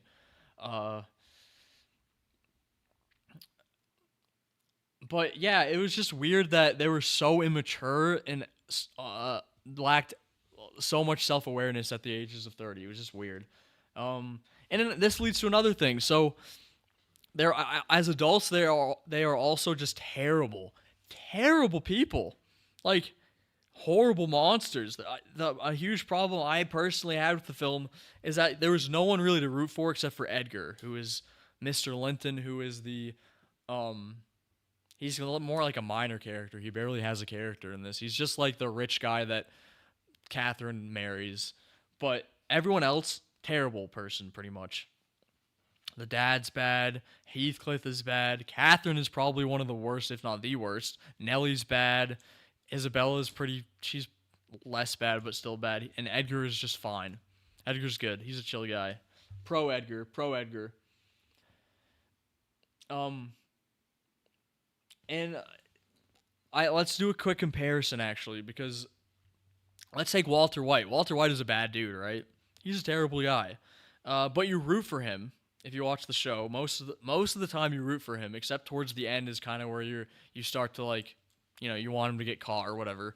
But you root for him throughout most of the show, even though he's a bad dude. And the reason for that is because he has legitimate, like you can empathize with his situation and understand what is making him make the decisions he's making. He has cancer. He has insurmountable debt. He has to raise a disabled kid, and he also has to work 2 jobs. And he has a baby on the way, and he can't afford anything. And then on top of that, he has cancer. Blah blah blah. And he finds out that if he makes meth, he can make a lot of money real quick and save his life and his family. And this quickly turns into a path down greed and death and terrible stuff. But you can still understand his thought process and why he ended up where he ended up, even though he made bad decisions and eventually became more and more selfish and more harmful to everyone around him. In this film, all the characters are just bad people for no real reason. No real reason. I'm sorry. Being sad, being in love with someone, and then like choosing someone choosing to be a gold digger instead, and then ruining everyone's life because of that is not. I'm sorry, I can't relate to that a single bit. That's totally on you. You're just a bad person. You're just a bad person. And then everyone's spiteful. Like, okay, let's just dive into the main issue here. So Edgar is, like I said, he's one of the only good people in this film. He genuinely likes Catherine.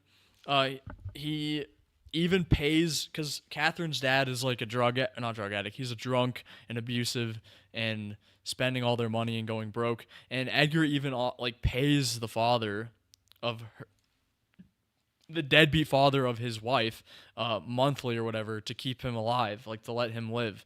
Pretty nice. He's just doing that generously out of the goodness of his heart. He gives Catherine all these clothes, all this stuff, all this material stuff on top of his legitimate love for her, which is pretty good. And what does Kathy do? She's arrogant, selfish. She's a gold digger. She literally loves Heathcliff, but chooses to be with Edgar for the money. And okay, I won't skip this. She does have like quarrels about it. She talks to what's her name, Nellie, about it. And Nellie convinces her, yeah, it's probably the better thing to do because, we're running out of money and we're at a dead end and this is the only way out. And, she chooses the rich guy, which is probably pragmatically, okay, that's the right thing to do. Pragmatically, maybe pragmatically. But you'd think that until you realize that the only reason she's not with Heathcliff is literally the class divide. There's no reason that Heathcliff can't live like a normal life and work. And he proves that by becoming successful. We don't know how he becomes successful, which is weird. Okay, sure, he becomes successful, but he becomes successful and really wealthy on his own merits. So that's proof that he could have done that and they could have been together and it would have been fine. But because she's classist, and because she's a gold digger, she went for the rich guy. She gets pregnant with the rich man. And then when Heathcliff comes back Heathcliff's mad at her for this. He leaves without saying anything. And then years later, he comes back. They cheat with each other. She cheats while pregnant. She cheats on her husband, who she is only took because she's a gold digger. And doesn't even tell Heathcliff that she's pregnant. She's just a bad person. Like, how can anyone empathize with someone like this? She had all the opportunities to be a good person or change her life, and she took none of them. And I'm not going to say Walter White didn't have those opportunities, because I did compare this to a Walter White situation where you're rooting for the villain or the anti-hero. Walter White had some off-ramps too. But they make sure the writers, Vince Gilligan, who is an actually good writer, makes sure that you understand where he is flawed and why he makes the decisions that he does. Like if you remember, his partners, Walter White's partners at Gray Matter, they wanted to pay for his cancer treatment, right? And Walter didn't want to take it because of his pride, but it's not only his pride, also the fact that they low-key made the company from his idea, and like it was his business plan, and they profited off of it. So he felt a bitterness towards them, rightfully so. I can empathize with that situation plenty. It feels like you're getting a handout from someone who took advantage of you, like you're a little pet. You can empathize with that. I can't empathize with a gold digger who cheats on her husband and only for the reason that she was too much of a coward and too classist to choose the man that she actually loved, and so she basically ruined everyone else's life because of her own selfishness and prejudice. Like, are we joking here? Who in their right mind can empathize with a person like this? Not me. Not me. Like what? So yeah, a huge problem here is you can't root for anyone except for Edgar, but Edgar is like a minor character, so there's not really a point in rooting for him. You just feel bad for him the whole time. Heathcliff is also he's almost just as bad as Catherine. He's spiteful, a monster. He's like an abuser. He's abusive to Isabella, he literally tells her straight up that he's using her to get back at Catherine, like word for word. I don't know if that's in the book or not, but he straight up tells her, I don't actually love you. He says this in the movie. He says, I don't actually love you, and I'm using you to get back at Catherine. Okay, you're a bad guy. You have all this money. You can do whatever you want, and you're choosing to waste your time ruining not only your former friend, childhood friend, and like crush's life, but also the life of everyone else involved. Great. What am I supposed to do with this character? I hate him. Is that what I'm supposed to do? But I'm like, who am I supposed to like? I hate both of them. I hate Catherine. I can't empathize with her. Like, I feel like the point of a story like this is that you empathize with the characters, right? And again, maybe in the book you do. I'm sure in the book it's better, because in the book also in the movie they skipped like a whole like third part of the book where they go decades in the future about the Catherine's kid and Heathcliff's kid and all that. In this movie that's completely cut. It's only like the first two parts of the book, I believe. So, yeah, it's like you're watching this movie and you're like, I don't know who to root for. I hate everyone here except for Edgar, and I just feel like bad. Like, this feels bad to watch, like wrong. And yeah, and this is all supposed to be romantic, but it is the most toxic romance I've ever seen in my life. It's weird. It's literally just two toxic, selfish, depressive, miserable people that they don't love each other. Let's be real here. They're infatuated with each other. Because if you actually love someone, you wouldn't ruin their life like this. I'm sorry. You wouldn't. This is absurd. This is not romantic. This is just abuse. This is abuse and horrible, selfish behavior romanticized. And oh my god, it makes me mad a little bit, because I don't know how people can like watch this and like thirst over a Jacob Elordi or Margot Robbie and be like, oh, this is so romantic. This is so sad. I'm so sad. What are you sad about? They're terrible. Like, I feel like I'm in a crazy world. Maybe it's an American thing. I don't know. I just don't I don't know how you could come away from this and feel bad for anyone except for Edgar. And this is like, maybe this will be controversial, but this is like the point of moral bankruptcy, like the no point of return for me. So, for context, in the book, at this point, what's her name? Catherine in the book, she becomes pregnant with Edgar's son, right?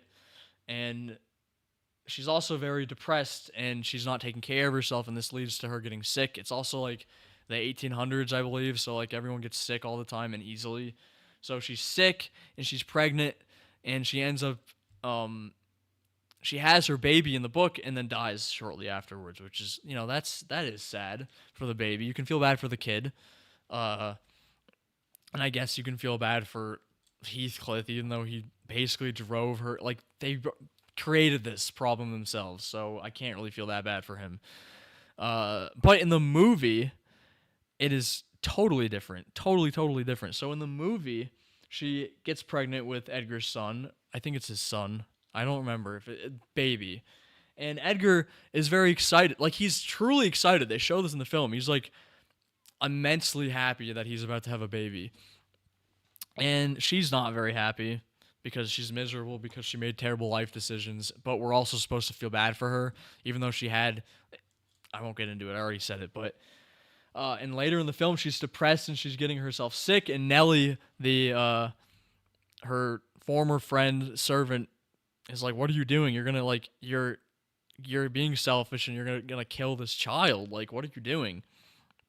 And I was like, "Yeah, you're right." Like, Nellie's also a bad person too. She causes a lot of drama for Catherine and Heathcliff.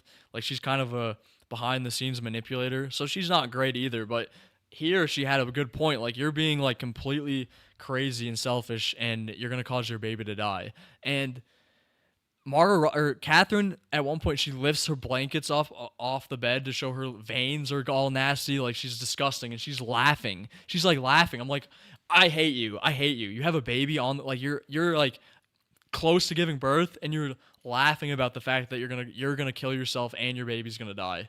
I hate you. I hate you. And sorry, I'm getting like mad. Like, it makes me mad. It makes me mad. So yeah, and spoiler alert, she kills herself basically, and the baby dies, and there's blood everywhere. It's brutal. It's really brutal. And in my research about this film, I came across a lot of comments of people being like, "I wish there was some kind of trigger warning. I was not prepared for this. This is like, as a mother and like someone who's pregnant, this is like this is terrible to watch." And I was like, "Oh my god." Well, first of all, I mean, I guess if you maybe there wasn't a miscarriage in the book, so I guess you wouldn't expect one here. But I was like, damn, that's like, yeah, that would be. I feel like if I was pregnant, I would probably feel pretty awful after watching that. It was like graphic. She was in a white bed, dead like this, and there's just blood everywhere in her crotch. Like, all of it was brutal, and like, oh my god, it was brutal. And yeah, she was about to burst, mind you. So like, the baby was like about to come out probably like soon, and she killed herself, or she let herself die, which is just as bad. And the baby died. So at that point, I was like, okay, you're just a bad person. You're just an actual horrible human being. Because she knew. First of all, she knew that her husband was like head over heels that she was pregnant and that he was going to be able to be a father. That he also loved her. She knew that Heathcliff was a monster. She called him out for being a monster the whole time.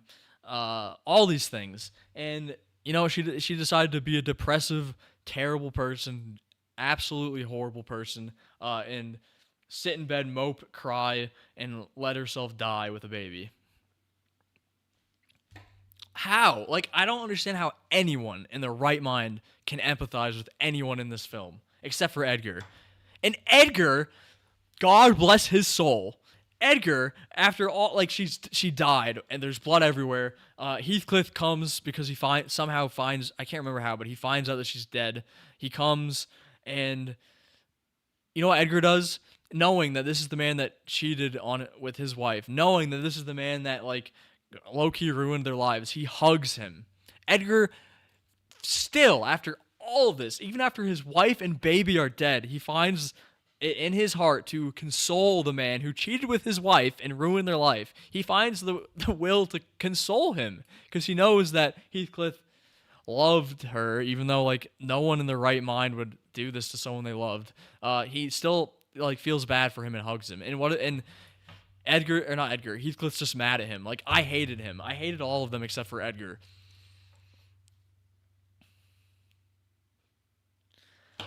it was just like an ideology. Like I guess ideologically, I hated it. I hated how like like everyone was bad. Everyone was a terrible person. And I know I've said it a billion jillion times, but that's like the gist of this movie. Um, and like I don't know. I thought it was just like a bitter, like I don't think it's good for. I don't know. I don't know. It was just like it made me feel sick, and like it made me just not feel like it made me feel bad. And before anyone says something like, "Oh, it made you feel something, so it must be good," no, it made me feel something because like from a meta point of view, because I was just upset with what this film was doing and how people somehow were watching this movie and like I guess empathizing or feeling bad for anyone in it. What are you talking about? Like you're just oh god. I hate that argument too. If something makes you feel something, it doesn't mean it's good. If I hey guy out there, if I punch you in the head and you feel something, does that mean it was good because you felt something? If I hit you in the head with a physical copy of the film, does that mean it was good because it made you feel something? No. Like what?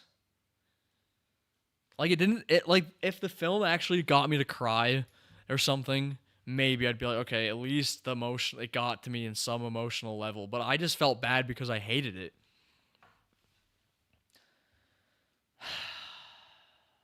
And because I couldn't stand the idea that people were romanticizing this like these people. Ugh, like ugh, like ugh. Go get like help, man. If this is like the kind of stuff you empathize with, you got to get some help. I don't know. Like oh my god, it was disgusting and terrible.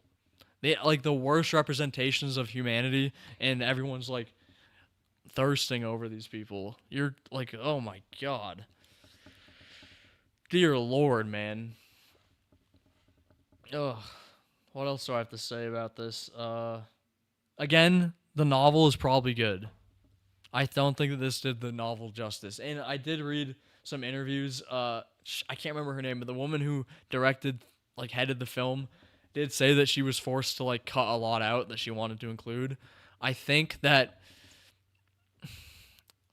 it probably would have been better if they told the whole story, like even with a lot of more time skips, because where it left me, I just wanted them all to die. I was glad when she died. I'm sorry. When Catherine died, I was like, good riddance. She is terrible. Like, I'm sorry the baby died, but she deserved to die. I think the. And here's the thing. Here's a fix. Here's a fix I would have done. So, in the beginning of the film, we're shown that there are like annual or weekly hangings of people in the town square of like bad like witches or like I don't know like thieves or whatever. And so when we were getting towards the end of the movie, I was like, oh, wouldn't it be great if she got hung? Because a huge a huge through line through the movie was like there was the first woman getting hung, and young Catherine was like, oh, that's like she was uncomfortable by this. And then later in the film, when she's older, Isabella mentions a woman getting hung too at the square, and so Catherine's more upset by this. And then at the end, if she had done all this bad stuff and gotten hung, I would have felt so satisfied with that. That would have been the most satisfying thing. And then like that would have been better because if she was hung, then you get Heathcliff like running up to her, whatever, like caressing her body, like all dramatic, and then he's sad, and then he actually feels like it's a bit better than her like killing herself with a baby. It's more like, oh, she was hung for cheating or whatever it might be, and this is also Heathcliff's fault. And then you can be like, oh damn it, like look what you did, Heathcliff. Not she killed herself over him for not really any good reason and killed a baby, you know. So I think she should have been hung. I think they both should have been hung. Absolutely horrible human beings. uh let's see. Any other notes that I had? Oh yeah. Also the pacing towards the end. Oh my god, the last like 30 minutes of the movie felt like an eternity because it was all just like long grueling shots of everyone being sad, and I was like, "Oh my god, you're sad because you're dumb and you're making this happen to yourself, man. You don't have to do this, Heathcliff. You're rich. Go like get a girlfriend somewhere. Why do you like what? And then she has everything she could possibly want. Maybe that's the message. I don't know. Is the message that like you can get everything you want materially, but you're still gonna be unhappy? Like I don't understand. I don't know what I was like. I genuinely don't even know what someone is supposed to take from this film. Like, don't be a jerk, don't be a bad person, because that's all they are. I don't know.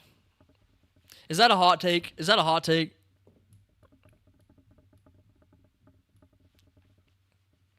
Oh my gosh. I'm gonna take these off. I can't. I don't want to keep wearing these. Dear Lord. Dear Lord, man. Yeah, the pacing towards the end was not great. But look, let's end on a positive note, okay? Let's end on a positive note. I at least enjoyed the visuals. The directing seemed like it was probably good because the acting was decent and like sure it was executed well, but I fundamentally just disagreed with how the characters were and I couldn't root for anyone and I just felt that was like uncomfortable and bad. I was uncomfortable. Not for the right reasons. Just because I hated everyone. Gosh, it was bad.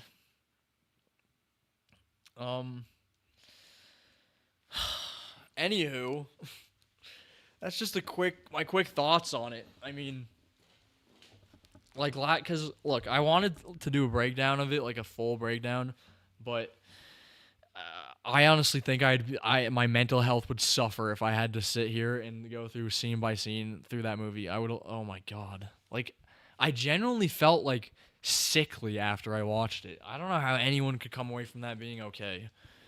I heard people cried too. Multiple of my friends who saw it in a group of people said that people cried. Are you kidding me? Are you serious right now? Oh my god. Don't we have enough problems in our lives that we don't have to go cry at this like type of crap? Gosh. And again, I'm going to say this wholeheartedly. If you resonate or empathize with anyone in this film besides Edgar, then I think that you might have some demons in your closet and you might need to get help. Or you're just a terrible, psychotic human being. I genuinely believe that. Come at me! Come at me! I don't care. I don't care if you're offended. I don't care if you think I'm wrong, but you probably are messed up because, like, oh my lord, that was bad. Just like, ugh. Sorry. I'm sorry I'm being so negative right now. These types of movies really, like, get to me. Like, that kind of movie, like, I don't even know how to describe it. It just really irks my brain. But we're at the end of my preamble or my like segment here, so and now we get to talk about some good stuff. We're gonna continue and finish the Two Towers today, and continue talking about that. So we're gonna end on a high note. I know the journey to get here was, up and down and up and down and down, down, down, and that was the second act low point of this stream. But now we are going to go skyrocket to the top with some Lord of the Rings. So that's going to be fun. This is going to be much more fun than talking about Wuthering Heights or reliving that absolute nightmare car crash train wreck of an experience. Okay, I guess I'll put the headphones back on for this.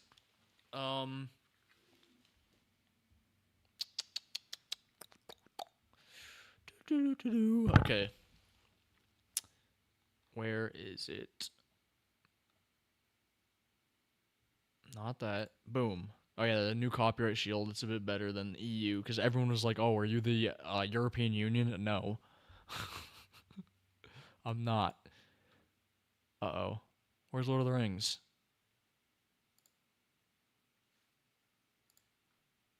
Oh, okay. I'm so sorry. I am so sorry for you guys out there. I have to have it at this opacity or else I will get like banned or something because I couldn't even show the trailer. I can't believe that. I tried showing YouTube is ridiculous. A trailer shouldn't be copyright struck. Are you kidding me? It's a trailer.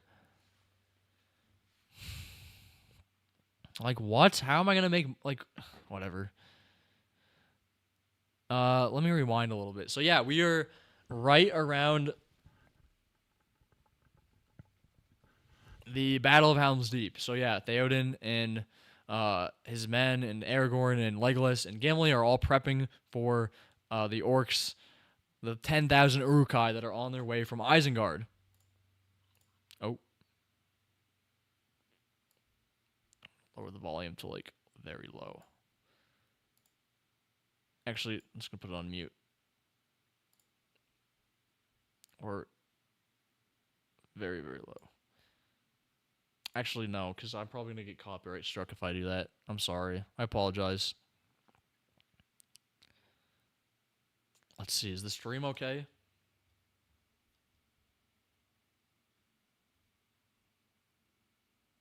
Actually, wait.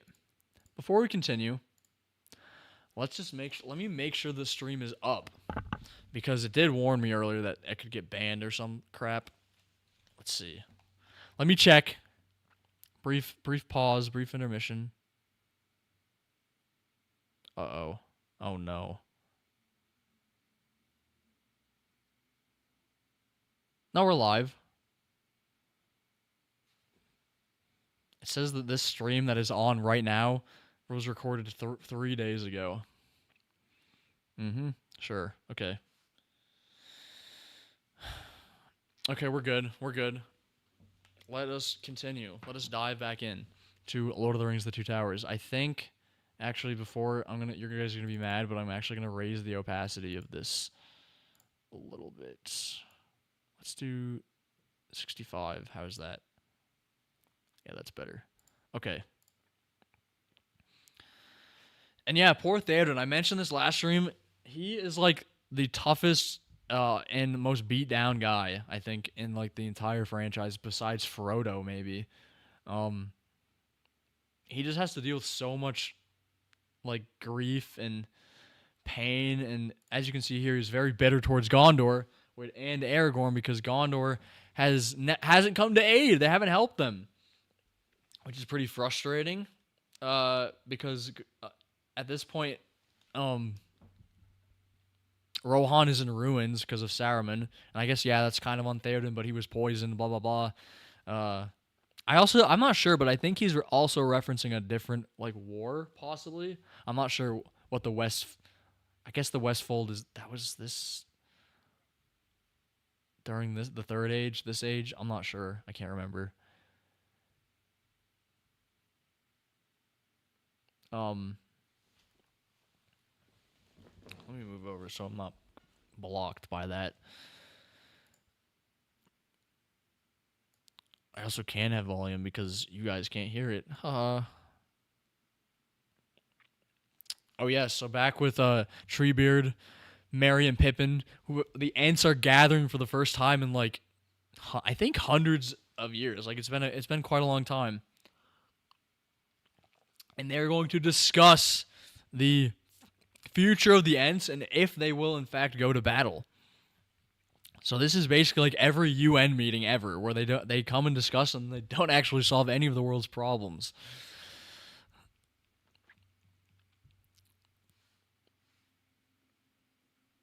Many have come, Treebeard.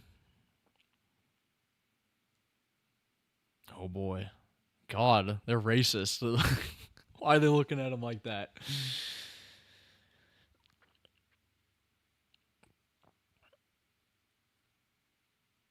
It's also funny to think that Merry and Pippin are pro-war here. They're the military-industrial complex. Oh my gosh.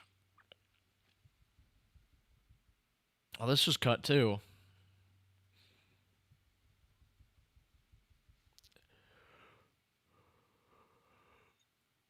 Oh, excuse me, sorry. Yeah, this was cut. So this was like the first. I don't know why they cut this too, because she's obviously like kind of a tomboy, kind of like she wants to be a soldier, obviously, and she's a woman, so they don't want.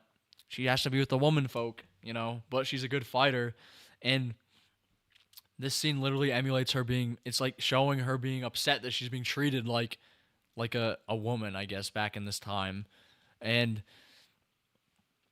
it's cut.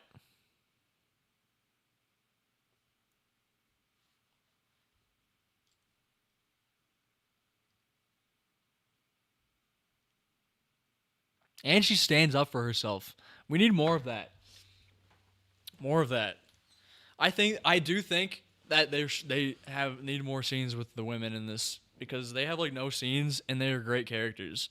Awen is a great character. She's an actual strong independent woman in a world of men. So I do like having this scene in here is great, but now they cut it. It's a bummer. It's a bummer.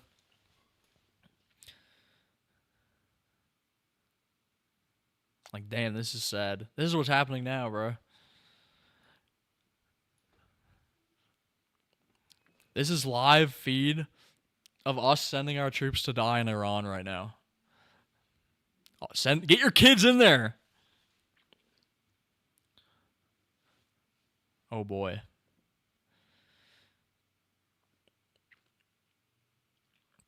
Handing them. Also, wait. I want to pause for a second. Hold on. Remember, so. Oh shoot, I went too far. Hold on. There's something that I've never seen anyone point out. In this shot. Oh shoot. Oops, my bad. So see this sword that he has? This sword is going to come. So, okay, this is great. I really like this. So, this sword is going to come back in a minute. Remember that. Remember that I said this. He has the sword. Aragorn is holding the sword, and he throws it back because it's a bad sword. Right? Look how he throws it. Bad sword. Remember that sword. It'll be very relevant later.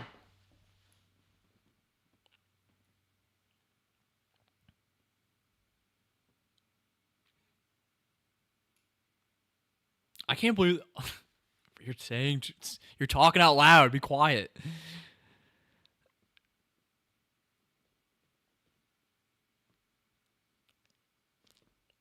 Damn. And everyone is quiet. I love that. I love that he says that. He's like, and then he switches languages. That's rude. Legolas is honestly rude here. He's saying that they're weak and they're gonna die, and then when they notice, he switches to a new language to say it.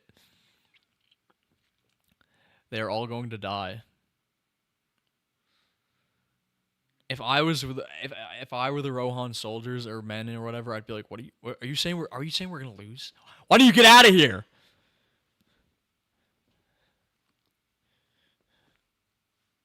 This scene is great. This scene, this monologue here, top tier Theoden monologue, and he has like a few like good like speeches or like scenes like this. This is a top tier one. This is like even relevant. I think this is relevant today. This is relevant in like any like war situation. It's so good. It's so good. And keep in mind all the things that I've also mentioned already. He was broken down. He was taken over by Saruman. His kingdom's been like raided and destroyed. And now this is like his last stand against all odds. 300, 400 men against 10,000 Uruk-hai. He's got a lot on his shoulders. And now they're on the brink of battle. Can you imagine the anxiety and stress and the like? And he's older. He's like 60 something. Imagine having to deal with all this at this ripe old age. And that's not even that old, but for battle, it's pretty old for battle. To whatever end.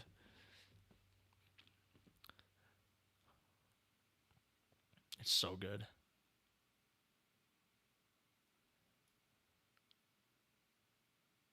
So good. All these shots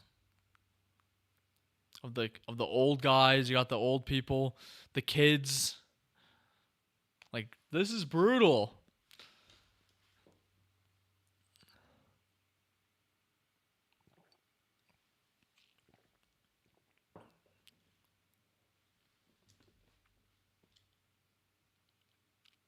Very relevant now.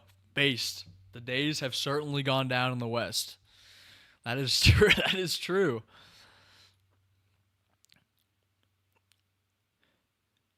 BB. It's BB. The never mind.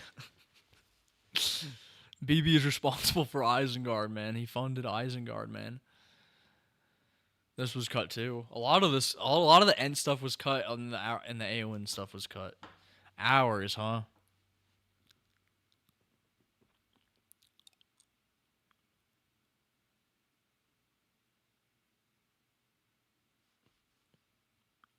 Good morning.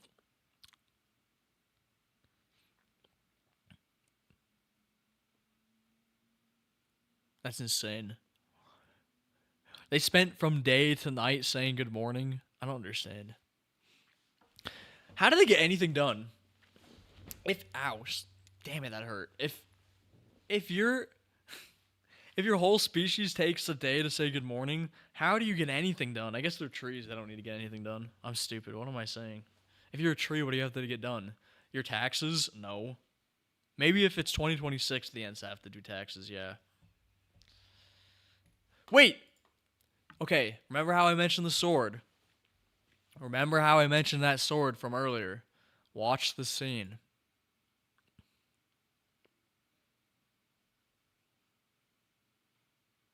Just watch. Recognize the sword?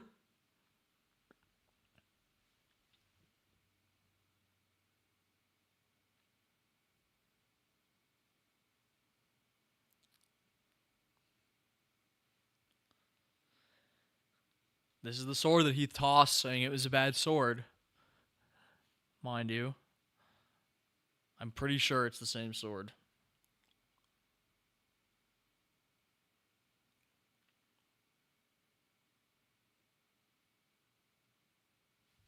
He says, this is a good sword. And then he tells this kid, this little boy, there's always hope. This is so good. It's so subtle, too. I don't think a lot of people recognize that that's the same sword. Like, it's so good. It's so good because it's proof that he's like, you know, even though like it's a terrible sword, obviously it's a bad sword, but it's also like it's just cool that I don't know. I just love that we saw him look at that exact sword and he was like, "Oh my god, this is ridiculous," and he tossed it. And then when this little boy who has to fight, right, goes up to him with the sword, he chooses to use the sword as like a just to embolden the kid, knowing it's a bad sword, like just to give him hope. It's so good. It's so good. And they didn't have to do that. It could have been a random sword and it still would have like worked, but it's that much better because we know he knows it's a bad sword because we saw him like throw it away basically. It's so good. So good. Yes, get that chainmail. I'm pretty sure they also made all the chainmail because like it's real chainmail because a lot of movies I guess I remember watching a documentary where Weta Workshop people said that a lot of movies use like plastic fake chainmail and it looks clearly bad, but they actually forged real armor.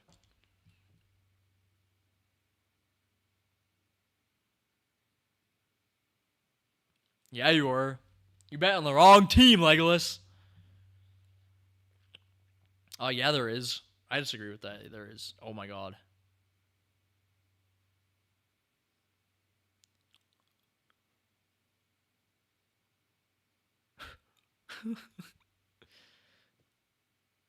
All right, I forgot. They get some reinforcements.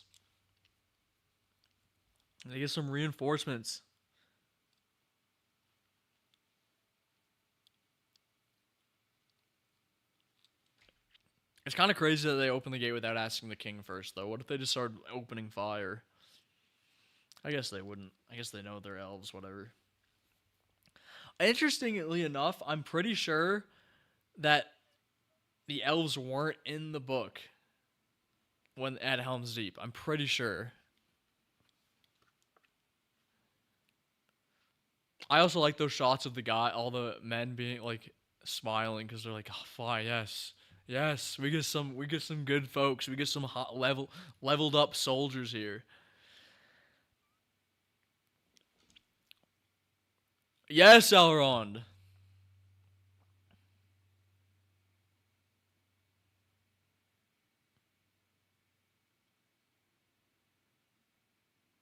And we've seen this guy before. He was the captain in Fellowship of the Ring when they first entered Lothlorien. Lothlorien, whatever. Oh, it's so good.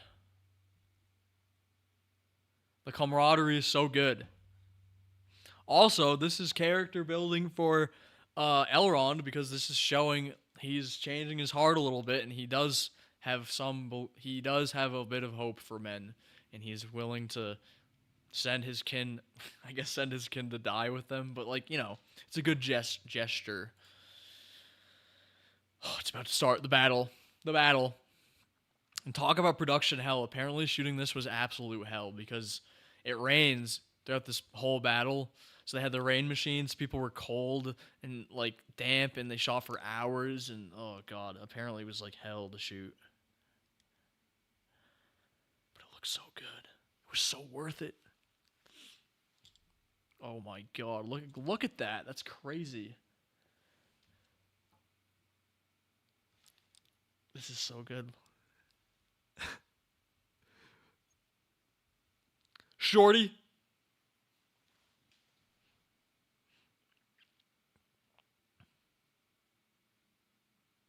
The stuff, the marching in the background. You guys can't hear it. Sound design here is great too, by the way. All the metal hitting the armor, or all the rain hitting the armor, pinging off the armor. All the distant marching footsteps. Everything is so good. So good. Excuse me, sorry. And it's real, it's practical. No CG, really. I mean, some of the sweeping shots of the Uruk-hai are obviously CG, but like that, some CG in there. But they use, let me see, they use like a lot of real people for the Uruk-hai.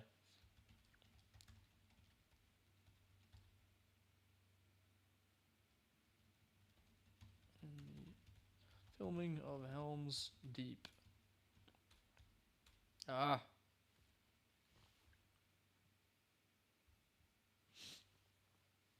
Over 100, with over 300 total Uruk-hai suits being forged. That's crazy. It looks so good. I mean, that's a lot, but it also isn't. To create 10,000 and you're only using 1 to 300 people, pretty impressive.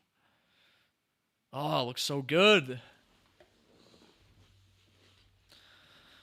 Oh my gosh. You got babies crying. All of them are like, look at it's so good. It's so good. Oh my god. And you got like the breath. You can see their breath. Oh, I love this.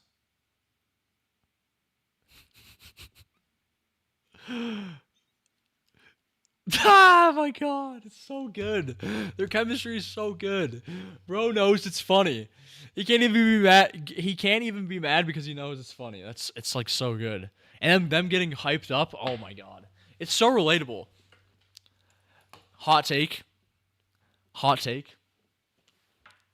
I honestly think.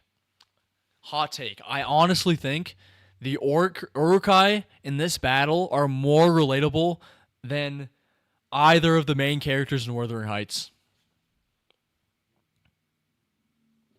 I said it. I can empathize more with the orcs in this battle than I can empathize with any of the characters except for Edgar in Wuthering Heights. I haven't been to battle. But I've sat in the rain in like full like not armor but like gear, like hunting gear, fishing gear, ski gear, out in the rain. I've sat out in the rain for hours in this sort of position. Not like under the threat of death per se, but I can relate to being cold and wet and being forced to sit outside for hours and hours and then not knowing when whatever happens is going to end and all that. I can empathize with that. And I can also empathize with getting hyped up to go into like a maybe not a battle per se, but like a game, something like that.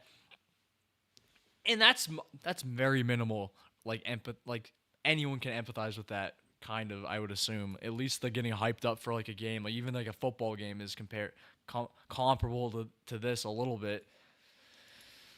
More than Wuthering Heights. More than Wuthering Heights.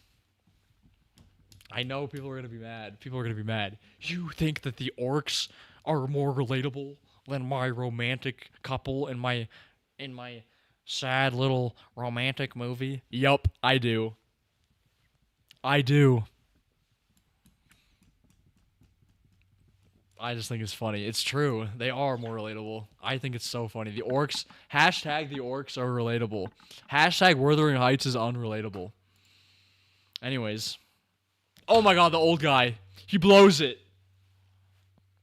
Oh, it's so good. Oh, I love the kids, like the toddlers' reactions. Like they can hear the stomping outside. It's terrifying. It's terrifying. Bro's about to release. Ooh! Oh my god! And the arrow goes right through his head. Oh my god, it's so good. And they're mad. Like, damn, bro, we weren't done getting hyped up. Yes. I'd be mad too. You just broke our protocol and killed a buddy of mine, buddy. So it begins. So it begins.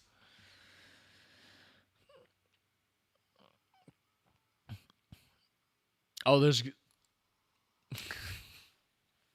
He says release, not fire, I'm pretty sure, right? He does. Because you're not supposed to say fire. You're supposed to say release, not fire. That's like a little, like... Did they hit anything? Buddy! Come on, man. Oh, it's so good.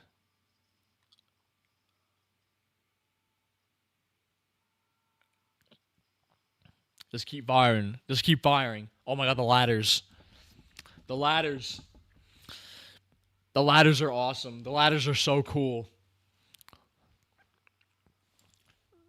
Keep in mind, a lot of what I have to say here is going to be pretty superficial because it's battle stuff, okay?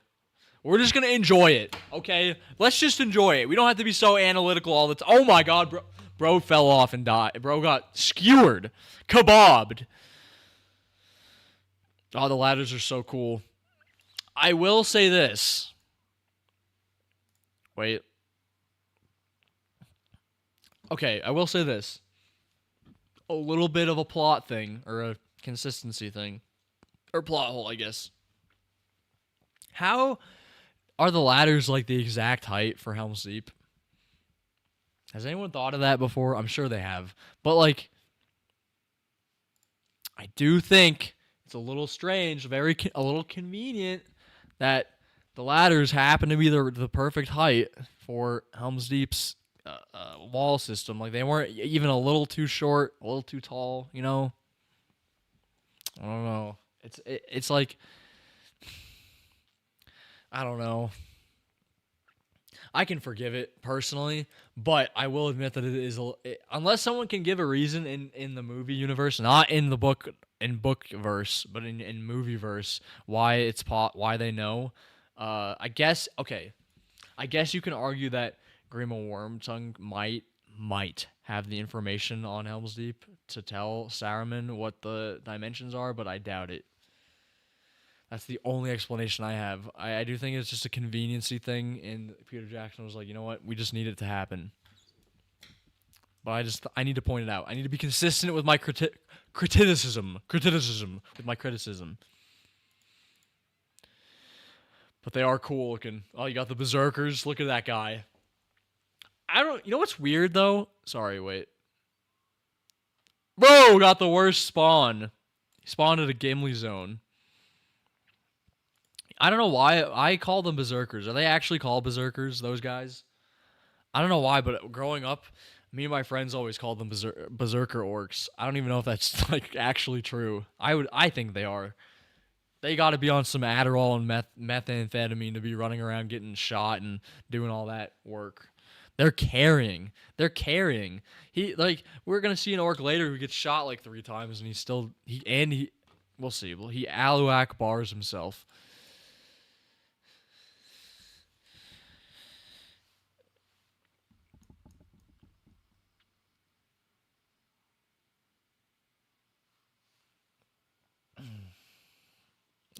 Dear Lord. Yes. Oh, gosh. Yeah, that was cut. Brutal death. Like, Jesus Christ. Yeah, this was cut. A lot of that was cut. That wasn't cut. Oof. Good one, Gimbal. Gimbal. Genghis. No, you're not. You're lying. Oh, right in the crotch. Oh, God, that's got to hurt. Jesus. Worst way to go. He didn't even get to kill anyone. He didn't even even land a shot. He was basically spawn killed. Ugh. Oh, it's so good. Oh, kicking the ladders down. Oh my god. There's 10,000 of them. Oh my good lord. And then back to the slower pacing. See, the pacing here is good. I like that it goes from Ents, which is like literally snail speed, to pretty fast-paced battle stuff. It's a good push and pull. You've agreed.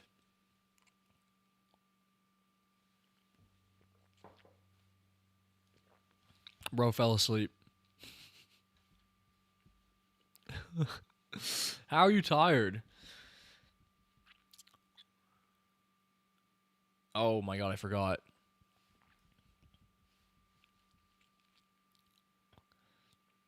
They took 8 or 9 hours to agree that to say hello and agree that they aren't orcs, which they already knew. Come on, Treebeard.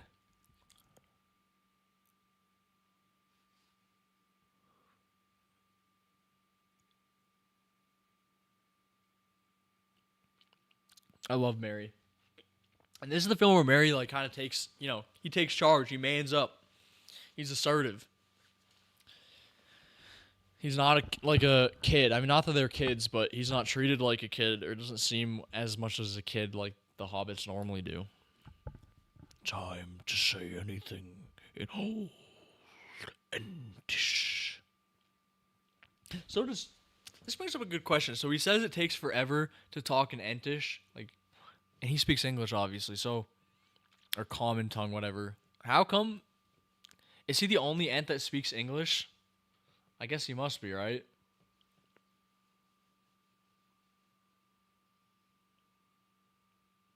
Bro, look at this. Hold on, let's rewind.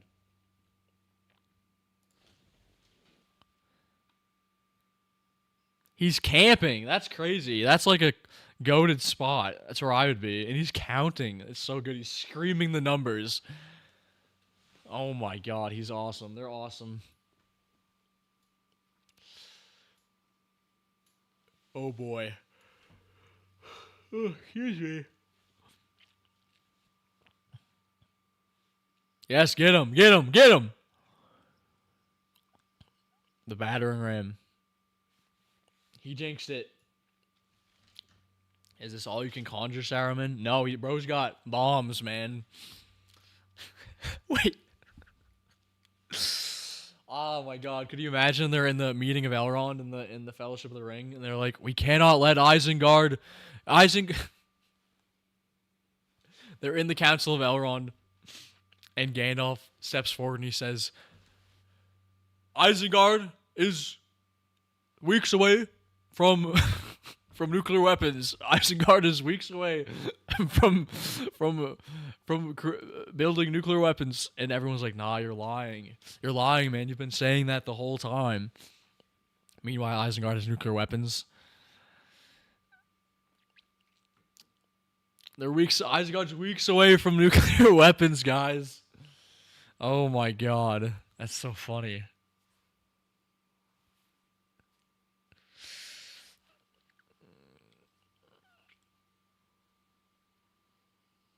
False flag attack. Like, look at this guy. Is this the Olympics or what?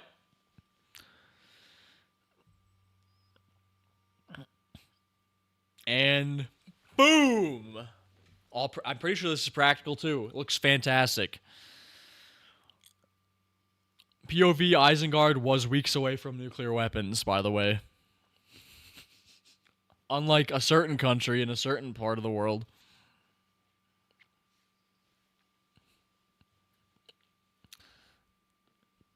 Oh my gosh.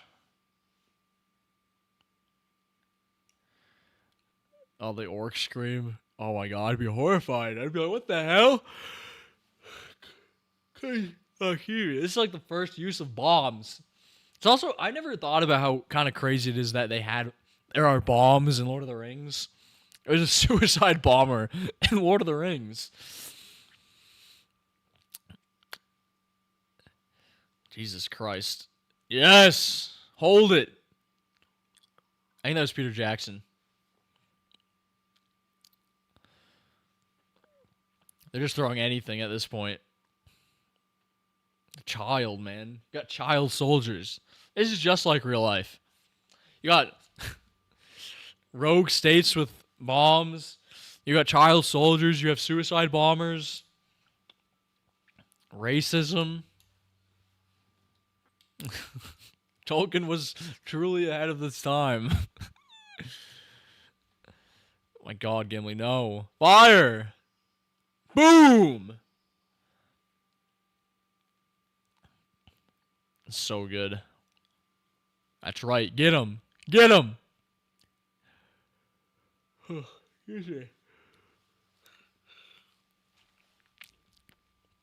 Yes. Oh, damn.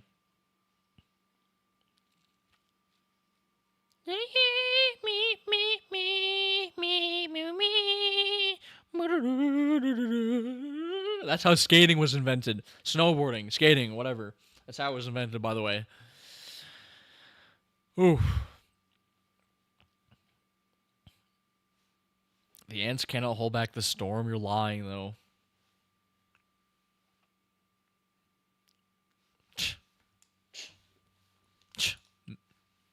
Not cool. True, though. Not your world.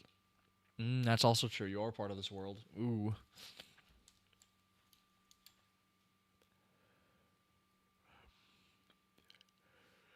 But the Republic of Ents is an isolationist hermit kingdom.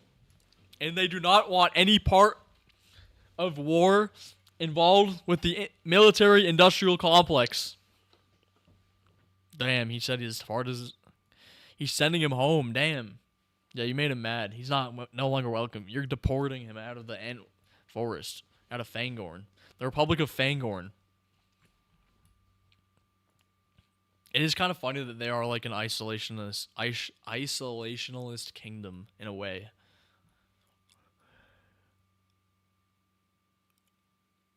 We've got the Shire. Maybe we should go home. Right, you're not gonna have a home.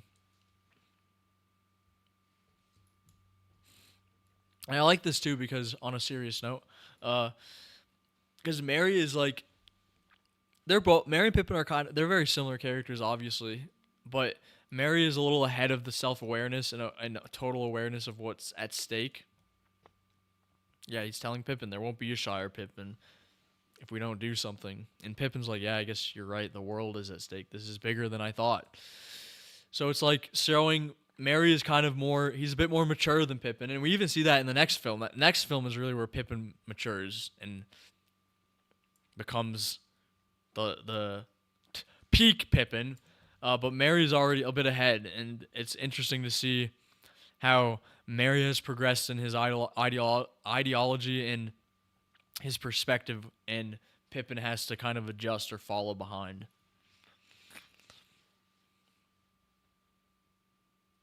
No.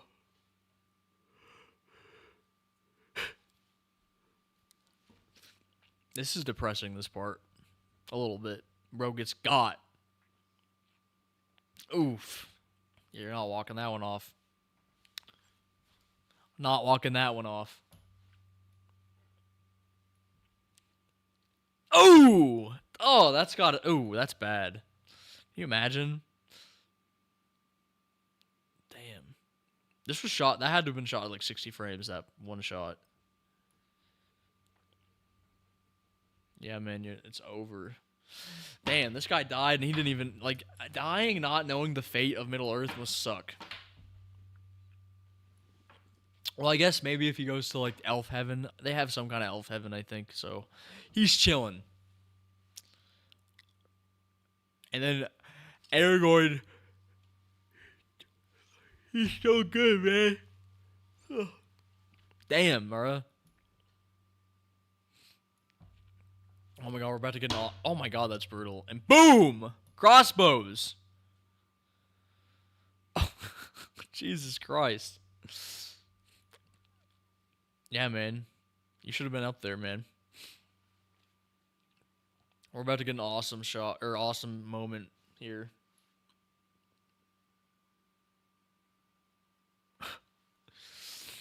I love this.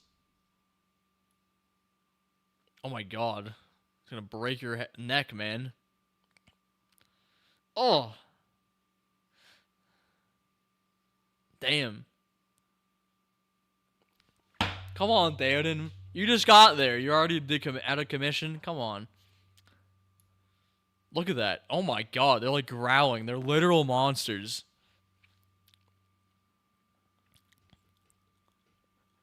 As long as you can give me. Facts. I love this. This is so good.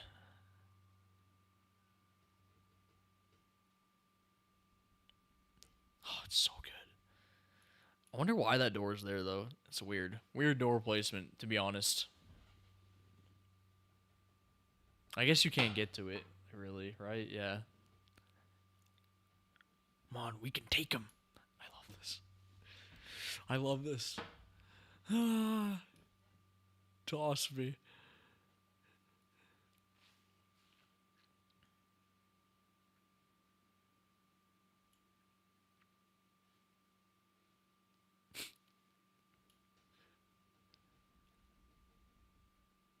It's so good. Don't tell the elf. Bruh.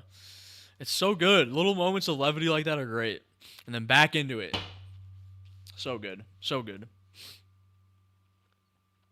Yes. And they're at a good position because they can just kind of low-key like hit him off the bridge. Oh no, right. I forgot about this. They got the big boy ladders.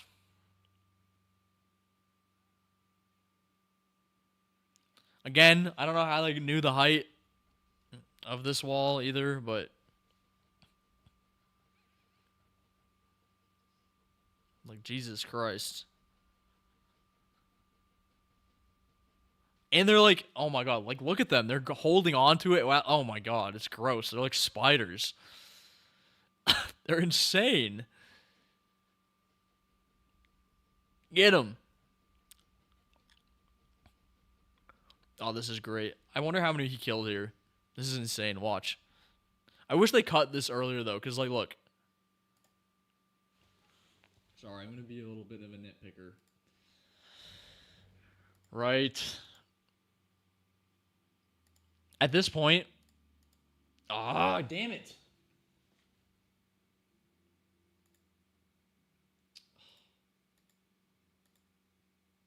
Oh, shoot. No.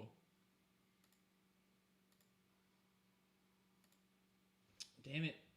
My bad. Sorry. No. Right there. At this point. Ah, wait. Right there. At this point, I don't think there's anything going to stop that for this ladder from coming down.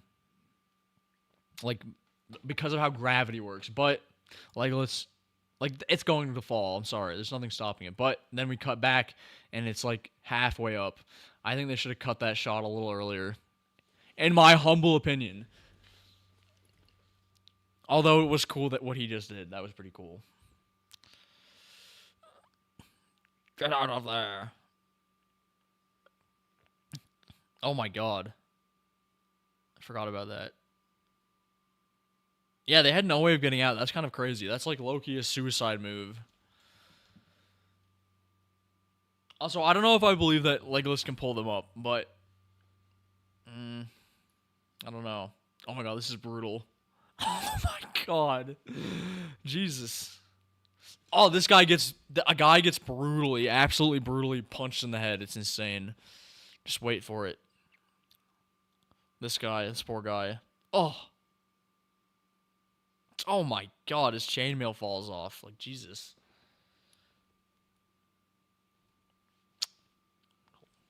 Damn.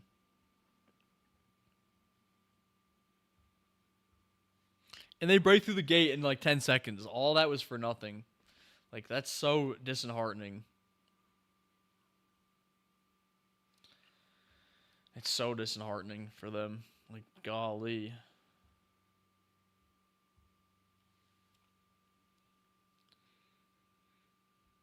Yes, we're about to have beautiful, beautiful scenes with Mr. Entz. Damn, we still have like an hour left. And here, okay, again, Pippin, he's brilliant. This is brilliant. He's learning. We're seeing him learning. He's being more crafty. It's a little manipulative here, but it's for a good cause. So he tells Treebeard, we need to go south. And Treebeard's like, well, that's going to take you past Isengard. And Pippin's like, oh, well, exactly, because that's the least expected place for us to be, so he wouldn't check. But in reality, he just needs Treebeard. He knows that if Treebeard sees what Saruman has done to the forest, then that will make him decide to go to war. Brilliant move. Brilliant move. And Treebeard, he's not like stupid, but he's a little bit more like naive, so he doesn't think of anything of it. I love Treebeard.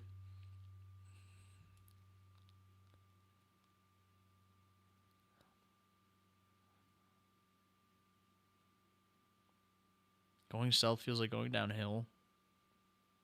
Is that... I don't know if I believe that, man. I think you're crazy. I think you're crazy, Treebeard. I think you're stupid, Tree. No, I'm kidding. Oh my god, I forgot about Frodo. Osgiliath burns.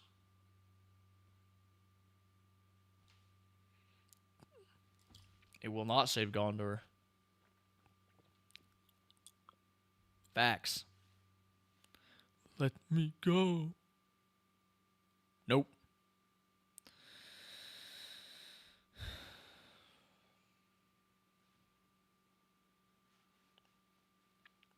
Oh my god, Treebeard's about to rage. Treebeard's about to go crazy!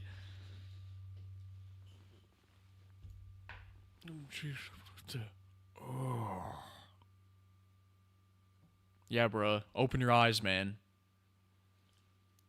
Many of these trees were my friends.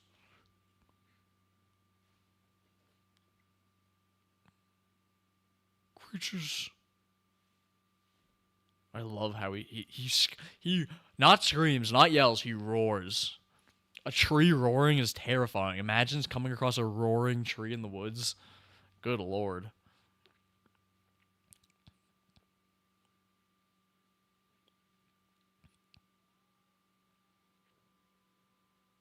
What I don't understand... Wait.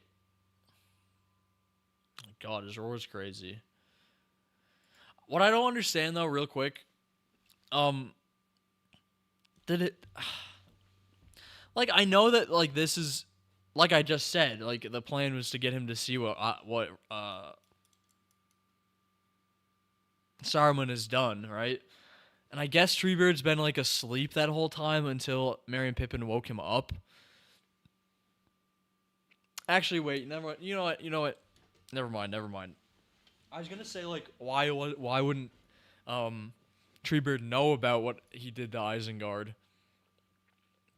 But I guess you could argue that he's been, like, sleeping or whatever for that time, and he hasn't talked to Saruman or anything. And I guess Merry and Pippin didn't know... Wait, no, that's stupid. Wait, Gandalf could have... Why didn't Gandalf tell him? Did Gandalf not tell Treebeard what was going on? Or did Treebeard not, like, register how bad it was? You know what I mean? Like, I feel like if Gandalf was like, yo, Treebeard, Saruman is killing all of your friends and using them to fund, like, literally burning them to fuel his war machine. I feel like Treebeard would have been mad and he would have done something about it. But it seems here that he wasn't aware of what Saruman had done. I just don't know why Gandalf wouldn't tell him or why he wouldn't be aware of it. So that's a little critique, I guess. I feel like he should know. Oh, this is a great line. There is no curse in Elvish.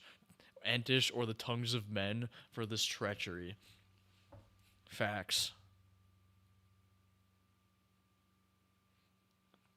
Wait, that was cut.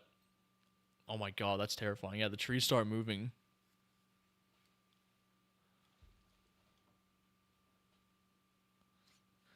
So they cut that. They cut that brief moment where all the trees start moving, and I guess they're going to kill all the orcs that are in the area, right? I don't know why they cut that. It was like 2 seconds, but they did. Sorry,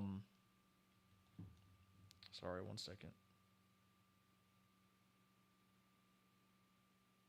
They did. They did indeed cut it. What?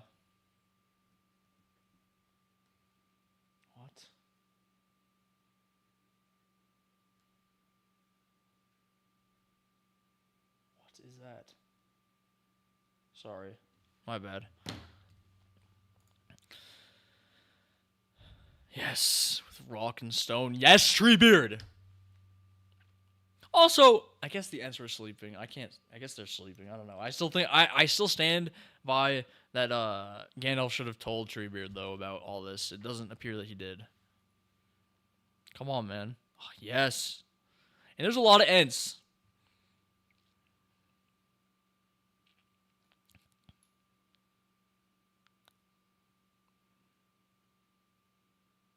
Yes. I love what the fight at Isengard is so good because Saruman is like completely caught off guard.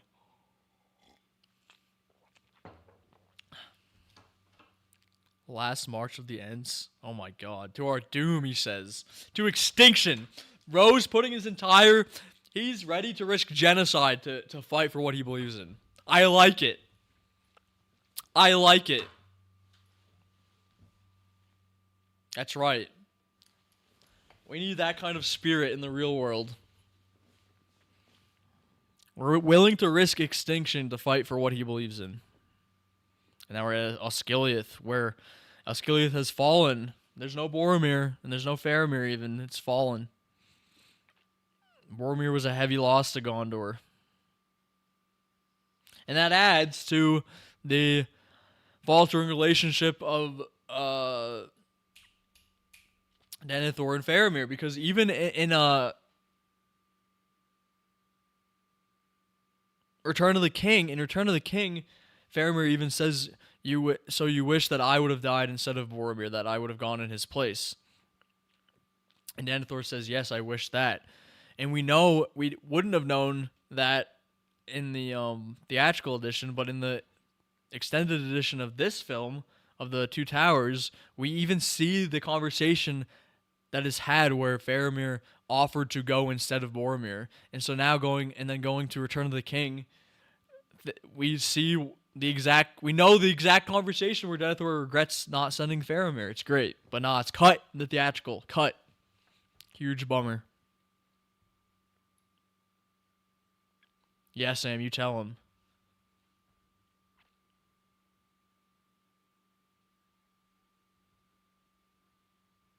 The ring drove your brother mad. Facts. You're spitting facts. Oh god, Frodo's about to have his goth moment, his emo moment. Look at emo Frodo. They're here. They've come. Everyone's like, what are you talking about? Get this guy out of here. Nazgul. Nazgul is a cool name. Ringwraith. All the names in Lord of the Rings are cool, except for Tom Bombadil. Freaky little Tom. Stupid Tom Bombadil. Just kidding.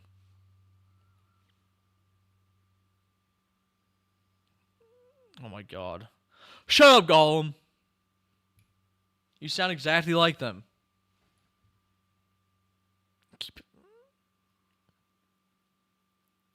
I would not leave them alone. I guess he trusts Sam, but still. Oh my god, they're waving the flags, imagine? That's terrifying. Gosh, this is a terrible situation to be in. And again, if I were them, I would have sent the women and children out long ago, but they didn't. They waited. Bro, don't talk like that.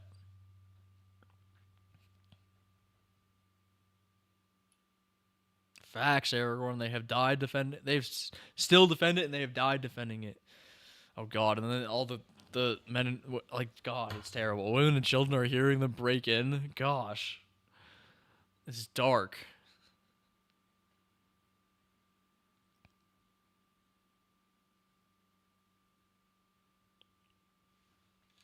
There was one way. I love Hama. He's great. Yeah, you should send him earlier, man. Why didn't you start sending him earlier? I think that they could have, like, if everything went bad, they could have gotten out, probably. He's like, he just wants to die at this point. Ride out and meet them, Aragorn's about to say. He's about to say, ride out and meet him, man.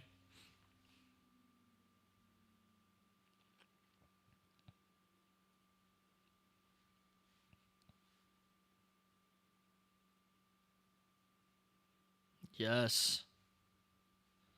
Yes. At first light of the 5th day, look to the east, remember?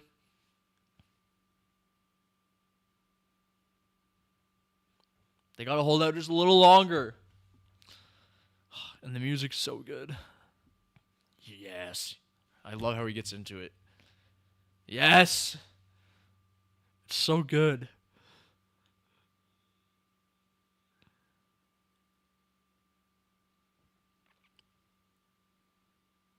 Also, Gimli runs to the horn. How did he even know the horn existed? How does he know? Also, imagine everyone, they all died, and then Gimli's just up there. That's terrible. Gimli's up there. Think about this. They ride out.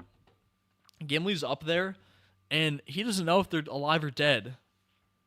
Can you imagine how scary that would be? Gosh. In the Red Dawn. Also, where do they get their horses from? Watch. They're just on their horses. I don't know where they came from, but okay. It's okay.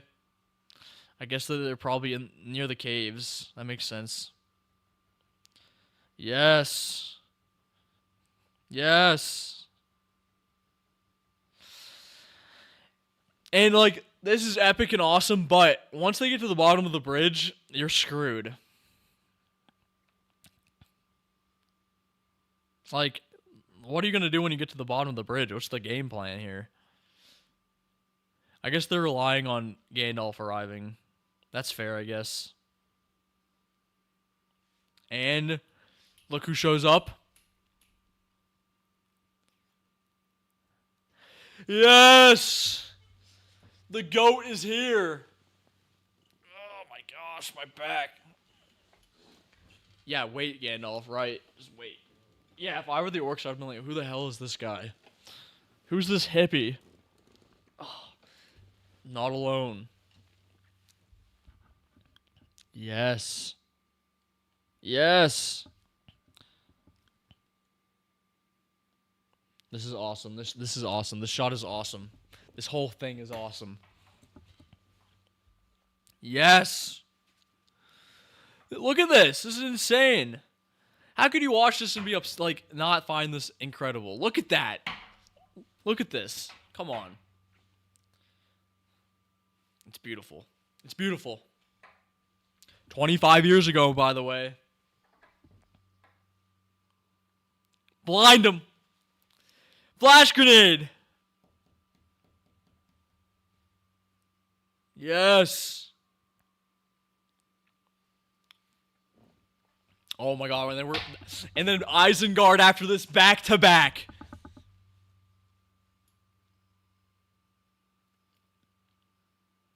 And yes. Boom. Golly, I would be terrified if I was an orc here. Are you kidding? Sorry, but there's trees and they're killing us. Like, what? What are you talking about? Am I high? Oh my god, like, that is brutal, man.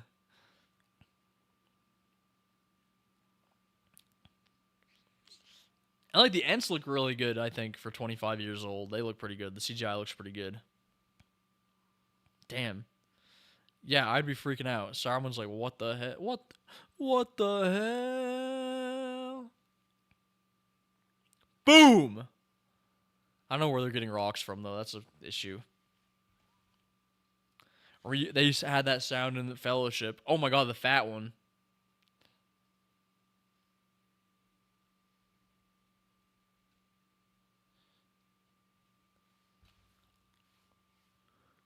God, they're screaming. The Ent screams are terrifying too. They sound like elephants. Yes! You better get out of there, man. Why would you stand on top while they're doing that? That's crazy. And they just jump off. Well, I guess, what are you going to do, really? Oh my god. It's so good. It looks so good, too. Ugh, excuse me.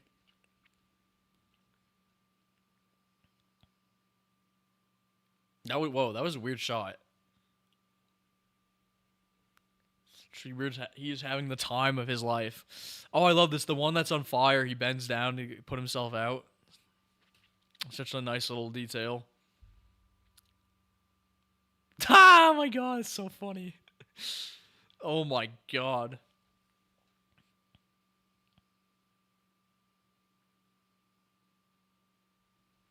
Watching it all get destroyed is just so satisfying.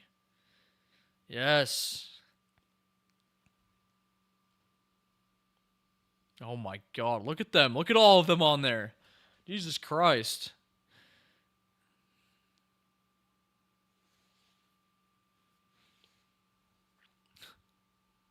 It's craziness.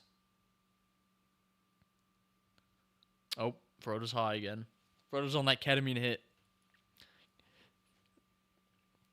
He's tripping. He is indeed tripping. Dear Lord. Oh.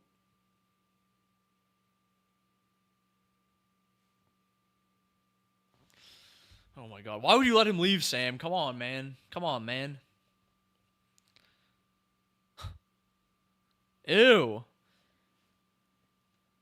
Ew, nasty hands.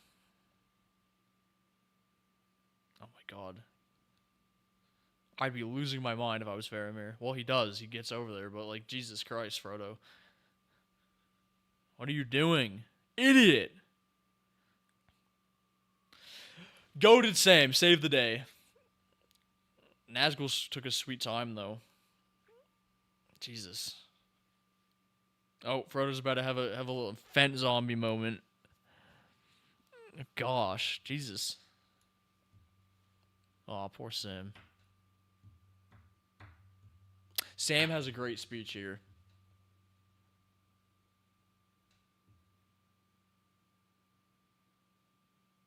Aw.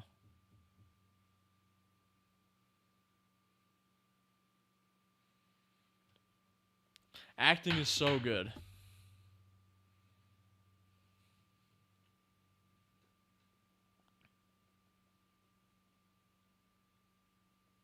Great sound design, too. I know you guys can't hear it. Sorry. Yes, you can.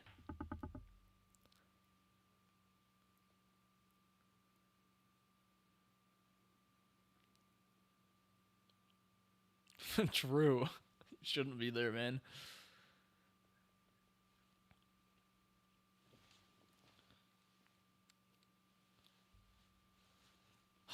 So good.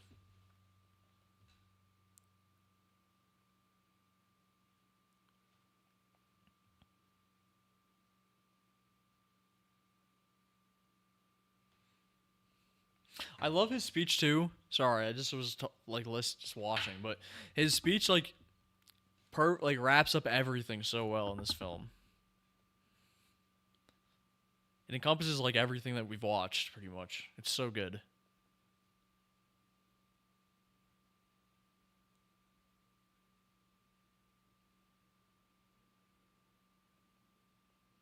Yes.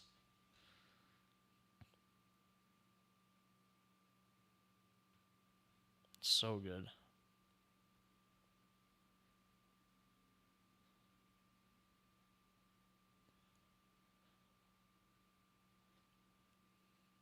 I also really like that when Sam says you're even if you're when you're too if you're too small to understand why, and it's the shot of Saruman like freaking out and then retreating because it's like at that point he is like he feels small and he kind of Loki is small like literally compared to the Ents, and he doesn't even understand what's happening. So it's kind of like I always when I was younger I was like, oh, that's interesting that they chose to pair that line with that shot because he is kind of like a small little man who doesn't understand what's happening. It's kind of what's happened to him. And he doesn't even understand the gravity of working with Sauron and what that'll end up for him. And Faramir hears Sam's story and he's touched.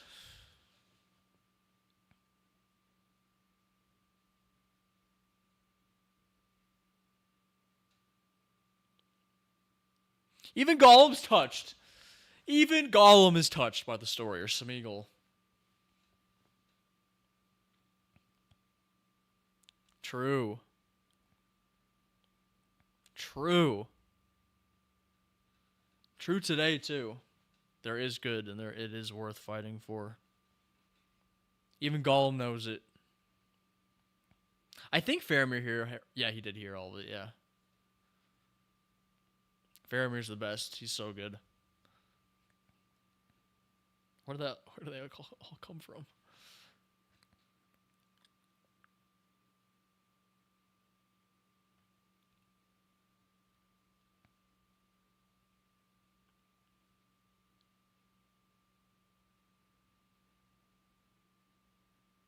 Your life will be forfeit is crazy. Yes. Yes. Yes, Faramir. The best. So good. The what are their last names? I don't even know. Oh my god, I forgot the trees eat them. This was cut.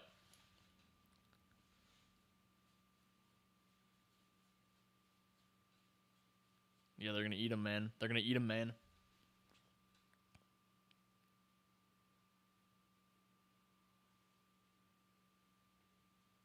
God, you can even hear the crunches in a minute.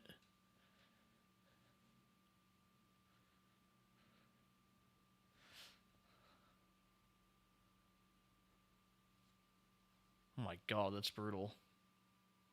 Ew. I'm pretty sure all these trees ran here, by the way. Because with the... They kiss? No way. Okay, they don't. Good. Oh. Oh, yeah, this legendary moment here that was cut. This is a legendary. He's smoking weed, too, by the way. Bro's getting high after battle.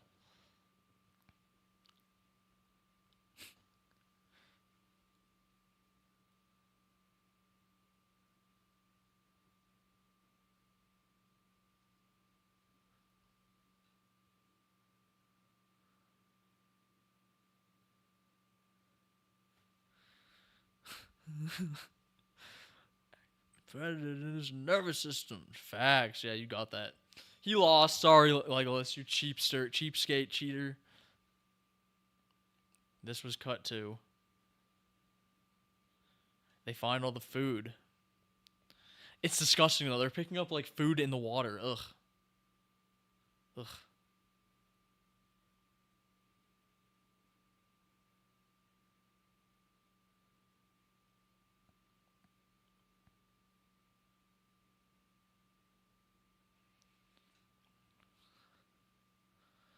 It's right behind you. It's behind you. Maggoty bread. Oh, don't eat that. It's been in orc poop water, man. I hate it. The water's disgusting. It's poop dead people water. Like, what are you doing? That's all. Ew, and he picks up a chicken that's been soaking in mud poop orc water. Ugh. And you just ruined a basket that was good. Disgusting, bro. I guess if you haven't eaten anything. But look at that. Oh, look at that stash. They got weed. South Farling weed. But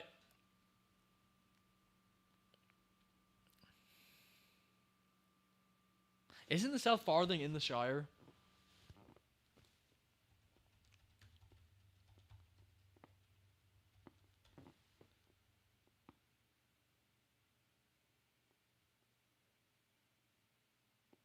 Yeah. Oh yeah. I don't. So it's obviously like funny that they find like a literal orc.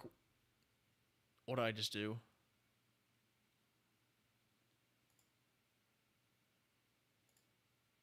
Also, by the way, oh my god, are you serious? You might have just seen that for a second that I've purchased these online. I have physical copies as well. This is just I have multiple purchases of the different variations of the film. So I'm not being a hypocrite when I said earlier that you should buy physical copies. Okay, anyways. Um oh, what is happening? Okay. So obviously it's like what is happening? There we go. It's obviously like funny that the orcs have a weed stash, but there are very dark implications here because it's from the South Farthing, and the South Farthing is a region in the Shire, and if they have this much, it begs the question: did they buy it, or have the orcs invaded the Shire, or what's happened? So, if I guess like they're not thinking about it like that, I personally would be like, how do they get this from the Shire? If these are orcs, like how have they been there? What have they done to the Shire? But they don't really think about that. I think it's interesting, especially because in the books, it's not in the movies, but in the books, there's a whole part the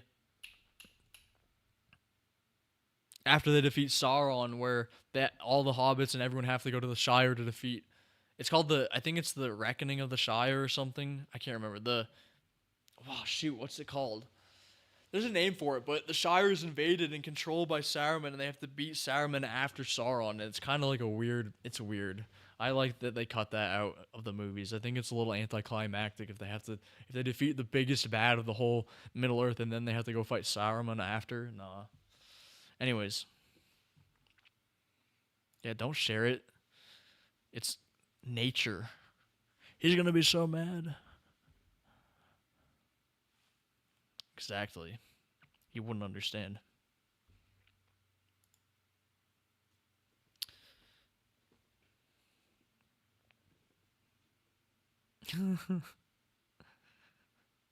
Yes, they're so funny.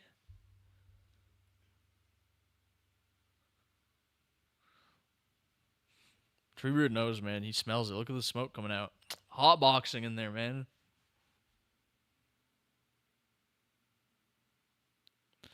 Back to Osgiliath. This was cut. Ew, he's all slimy. Ugh. Disgusting Gollum.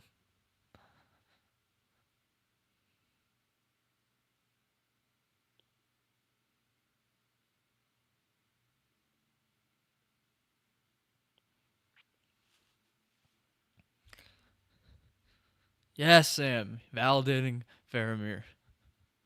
I love that.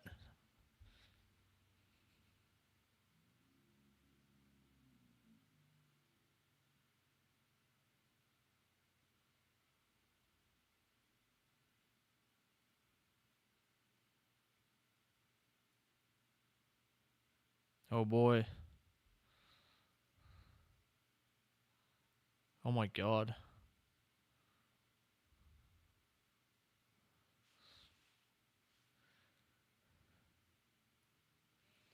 The spider.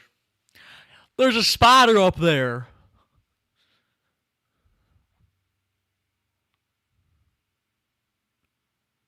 True, though. He's not telling a lie. It's true.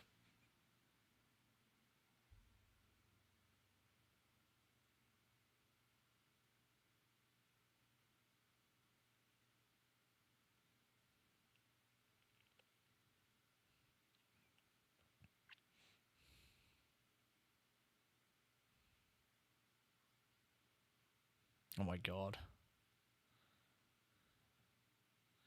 Facts. Yep. True. Damn, he's brutal with him. But it's true. He's a little rat creature.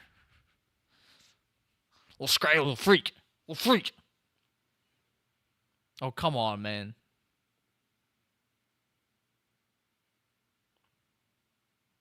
This is a nice moment, too, that was cut.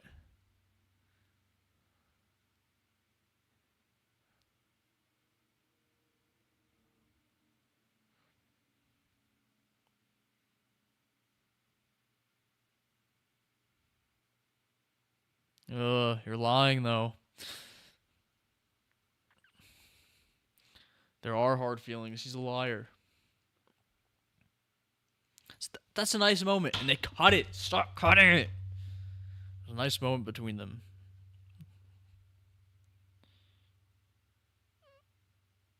Facts. I'd be pretty upset too.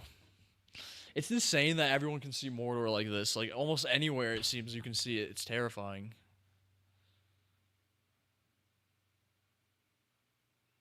God. Wait, this is funny. This is so funny. Okay, so he says here, all the battle for Helm's Deep is over. The battle for Middle Earth is about to begin, and then he says, all our hopes now lie in the hands of two little hobbits somewhere in the wilderness. So, like, this is nice on its, it is nice that he's saying this. It's like, oh, we still have hope. But Rohan, like, what's his name? Theoden and Hama and all them standing right next to them have no idea about that. So imagine the looks on their faces when they're like, what do you mean? What are you talking about? You're telling me two random hobbits, if I even know what a hobbit is, what the hell is a hobbit, they have the fate of Middle Earth in their hands and they're somewhere you don't even know where they are? What are you talking about? It's just funny to think about. Because they're like, I don't think Theoden knows that, per se.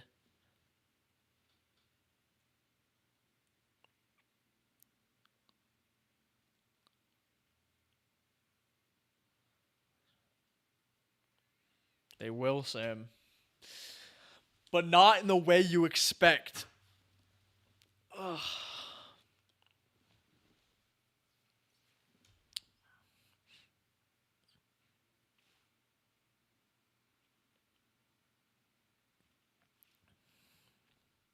Nice little sweet moment here. Very nice. So was I. Sorry. Okay. Samwise the brave. Yes, Sam, you are the bravest. The bravest and the boldest. You got a little freak Gollum. A little freak Gollum.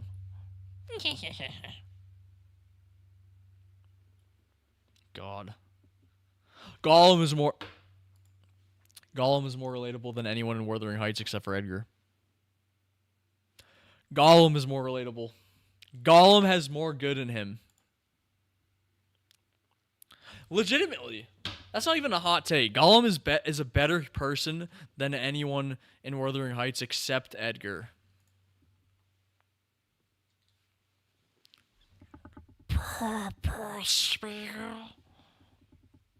God. He didn't mean to, man. God.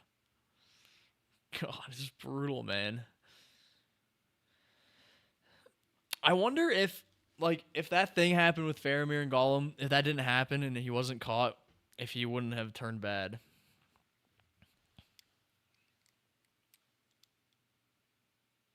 I don't think he would have. Well, no, I think he would have. The Gollum, evil Gollum, not Smeagol, would have found a reason. Yes. God. Oh my God.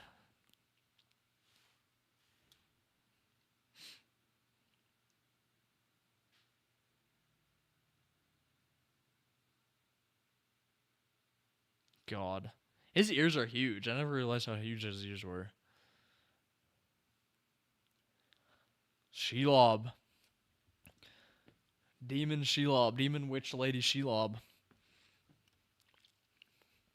It's so weird because in like that Shadow of Mordor game, Shelob is like Sauron's like lover. Or like ex-lover. It's so weird.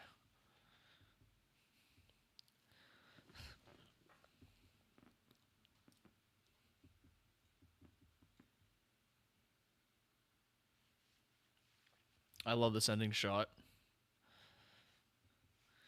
It's so like not depressing, like just like oh my God. They're so close. so close. God, it's hell. Literally hell. Literally hell. And that's it. We're done with the Two Towers. Damn, that took like... Yeah, we've been alive for almost 4 hours. That's not that bad. I spent most of it talking about other stuff. I guess we were almost done with it anyways. Oh, my back. Oh, my good lord. Top. Solid movie. Solid movie. I do think... I don't know which is my favorite still. I still think it's between Fellowship and Return of the King. Although I love the extended scenes in the Two Towers. I think they're phenomenal, and they add a lot to Boromir and Faramir and Denethor. All of them. Top tier. Absolute top tier. Wait. Don't need that anymore. So good. So good. So good. Yeah, I guess, we'll talk about, damn, we're gonna be done with Lord of the Rings soon. One more to go. Should we talk about the Hobbit movie? No, I don't think I want to talk about the Hobbit movies. I'll have to figure out something else. But we still have Return of the King, which will probably be, that one's got to be almost 2 streams, because that one's like legitimately 4 hours long. So that's probably gonna be a 2-parter. But there will be no stream next week. It'll happen the following week. Will be the next stream. So in 2 weeks. Hopefully, I don't know, you probably have noticed that there's the posting has the social media stuff has been in flux. I'm gonna try to keep a solid schedule to the best as my ability. It's just a lot of content to sift through, which is on me. So. That'll be better, hopefully. Excuse me. And or not better, more consistent. So keep on the lookout for that. Also, please subscribe, share the streams, man. Share the links. I'd appreciate it. It would actually mean a lot if you subscribe, share, liked. Turn on the bell notifications so you actually get notified when I go live, because YouTube will not notify you unless you do that. Make sure to hit the like, hit the notification button, hit the subscribe button, follow on TikTok and Instagram at Ekasala.Unfiltered. It's the same tag or same name for both Instagram and TikTok. You can see the bite-sized clips from the streams and all that. It's fun little edits, fun little voice changes in there. I'm trying to think. I don't think I have anything else. I think that's it. Maybe. No, we'll save that for later. Yeah, I think that's it for today's stream. I think we're gonna stick with this new segment structure where we spend the first half or so, or the first hour or two, or however long, talking about newsworthy stuff in the film world, and just just some chatting up, just talk about some media news stuff, maybe casual movies we've watched, or casual movies or shows we've watched. Discuss that before we dive straight in, because it'll give time for people to come into stream and all that. So I think we're gonna stick to that. This was not many people showed up this week, but that's okay. It wasn't on Friday like it normally is. Hopefully it'll be Friday or Saturday, and like I said, we might have more content, more streams coming on Tuesdays and or Thursdays. It might just be one or both days. I'm not sure yet. We'll see. Anyways, I guess that's it for tonight. Have a fantastic evening. And if you're rewatching the upload, have a fantastic day, whatever it is you're doing. Thank you.